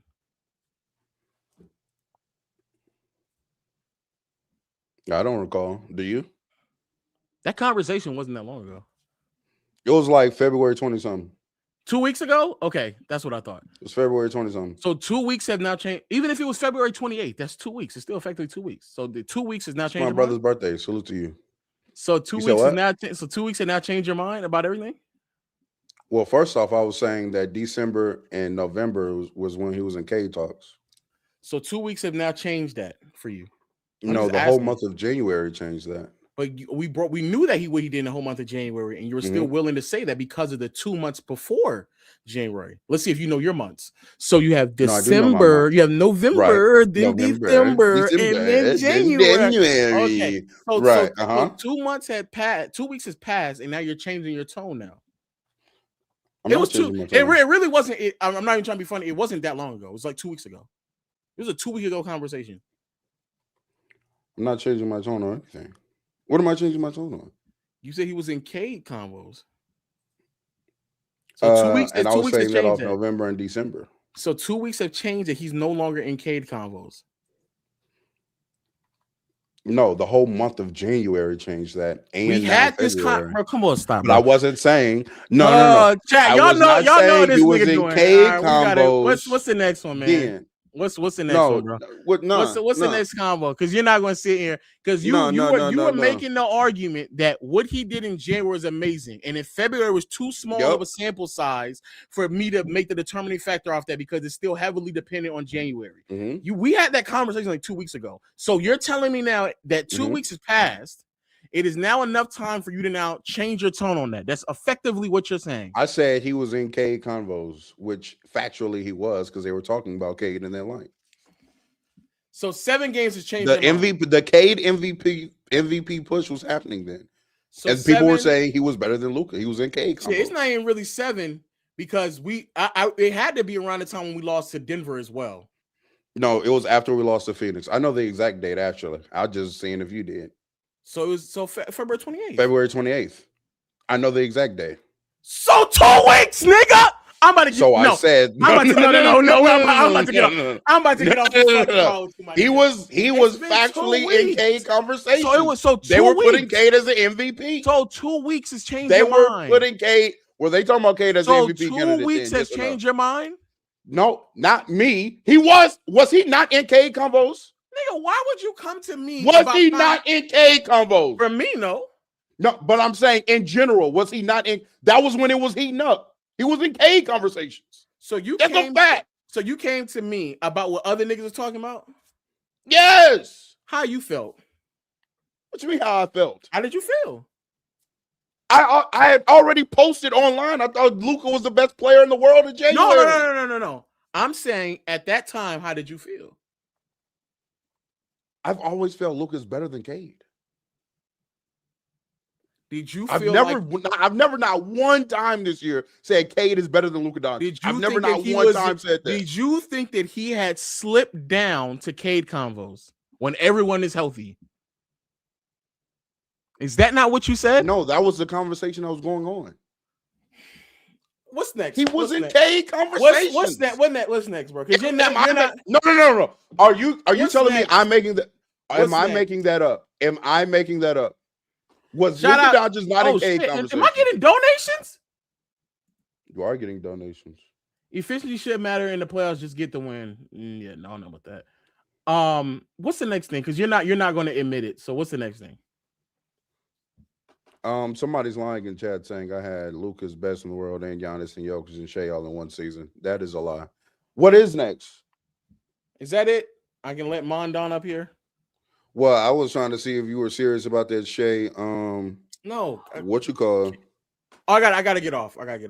KD's better. KD's better. Okay, I just wanted to make sure we was. I've already give Damien the link multiple times, and he's not coming up here. He's not up here. Give Who's 7 the link. Who's 7? Who's 7? You out there? Who's 7 is always in the chat. But okay, so send the link.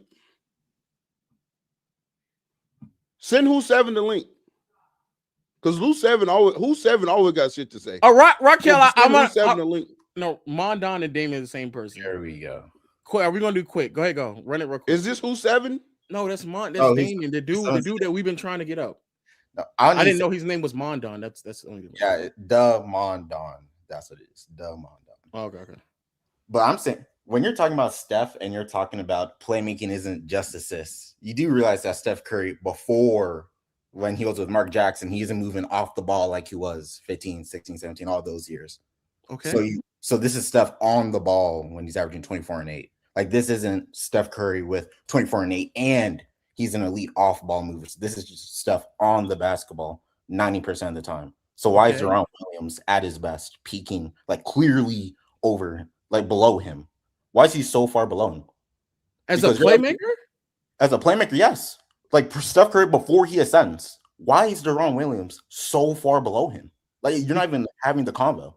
From what I remember about Darren Williams, a lot of the stuff that he was doing was just kind of setting up Carlos Boozer in elbow jumper areas. He wasn't shifting the defense as much as I think a lot of people probably remember.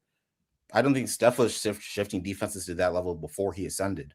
And I think it was more than Darren Williams. Kobe, you do when you're talking about Kobe and you're saying how high the offenses were. Do you realize how many times you're speaking of Utah? It's because Utah's always top of the league in offense. They're around there.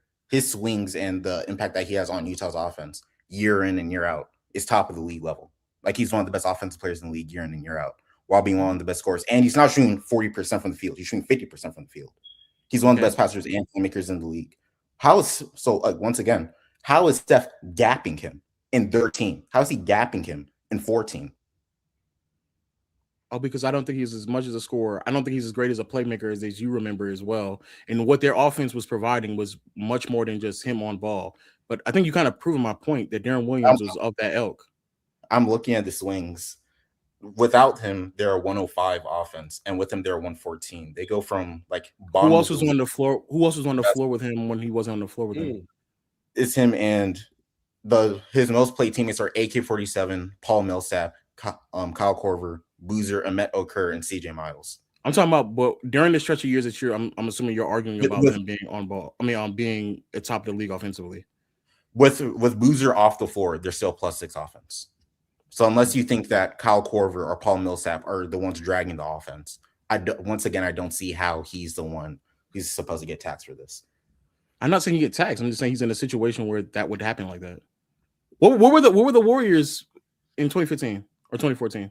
2014, Steph is leading them to like a +4 offense. They're like middle of the league. Like they're not that high on offense. That team wasn't that great, and Steph is okay. Was the situation as good as it was in Utah? No, I don't think it was. But I also don't think that Steph Curry was gapping him as a player. I think in 15, he clears him. 15, 16 clears him. But 13, no. 14, no. I don't see it. You think he's a better player? Slightly. Not much. Okay, so it's not a crazy gap. Okay. I just think you said it like in the okay. Okay, all right. You got me. All right. Yay. See, you be saying they don't gap, bro. Stop inventing gaps. You can't be inventing the gap, bro. Okay, all right. I did have a question for you though too, and Mondan, I would like to, sound like a little bit of ball, man. So I want you to answer too. So yes, Steph Curry, there were more resources. There were more resources devoted to stop Steph Curry because of movement and stuff like that. Correct. But like, there's potentially being or having like some of the greatest mid-range and isolation seasons ever in the midst of that. Like that doesn't matter at all. Like I can't use that to say Who didn't say Kevin that Durant. isn't it matter at all? I didn't say that.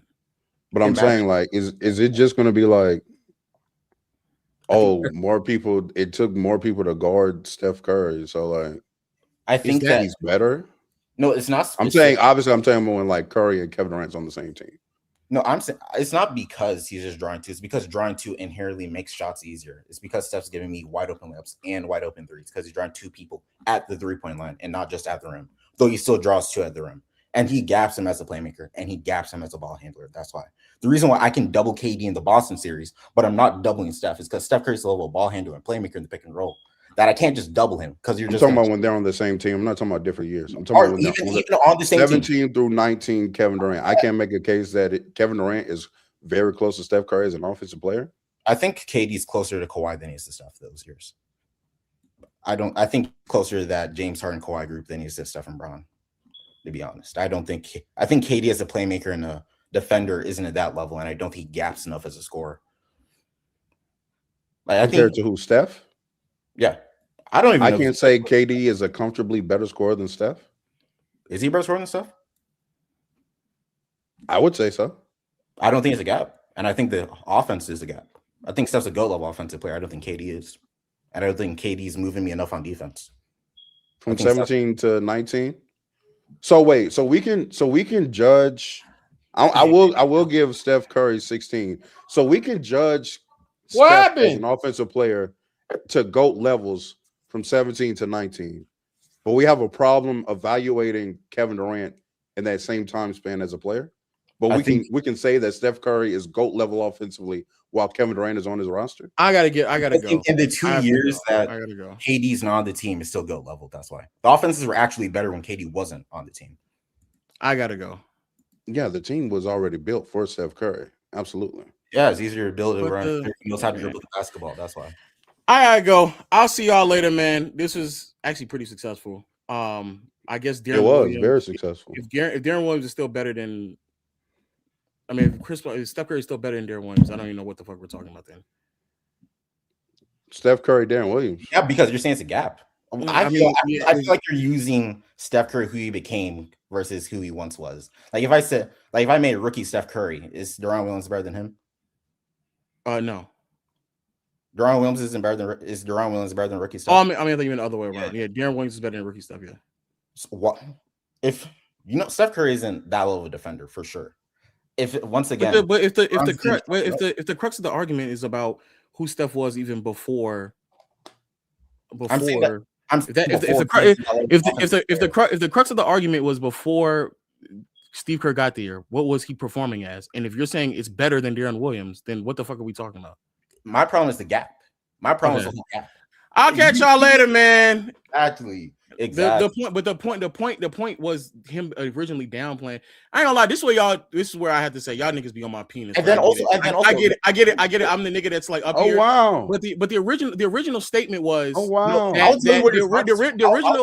Be very mindful, chat. The original statement was that he needed a system to make him the player he was.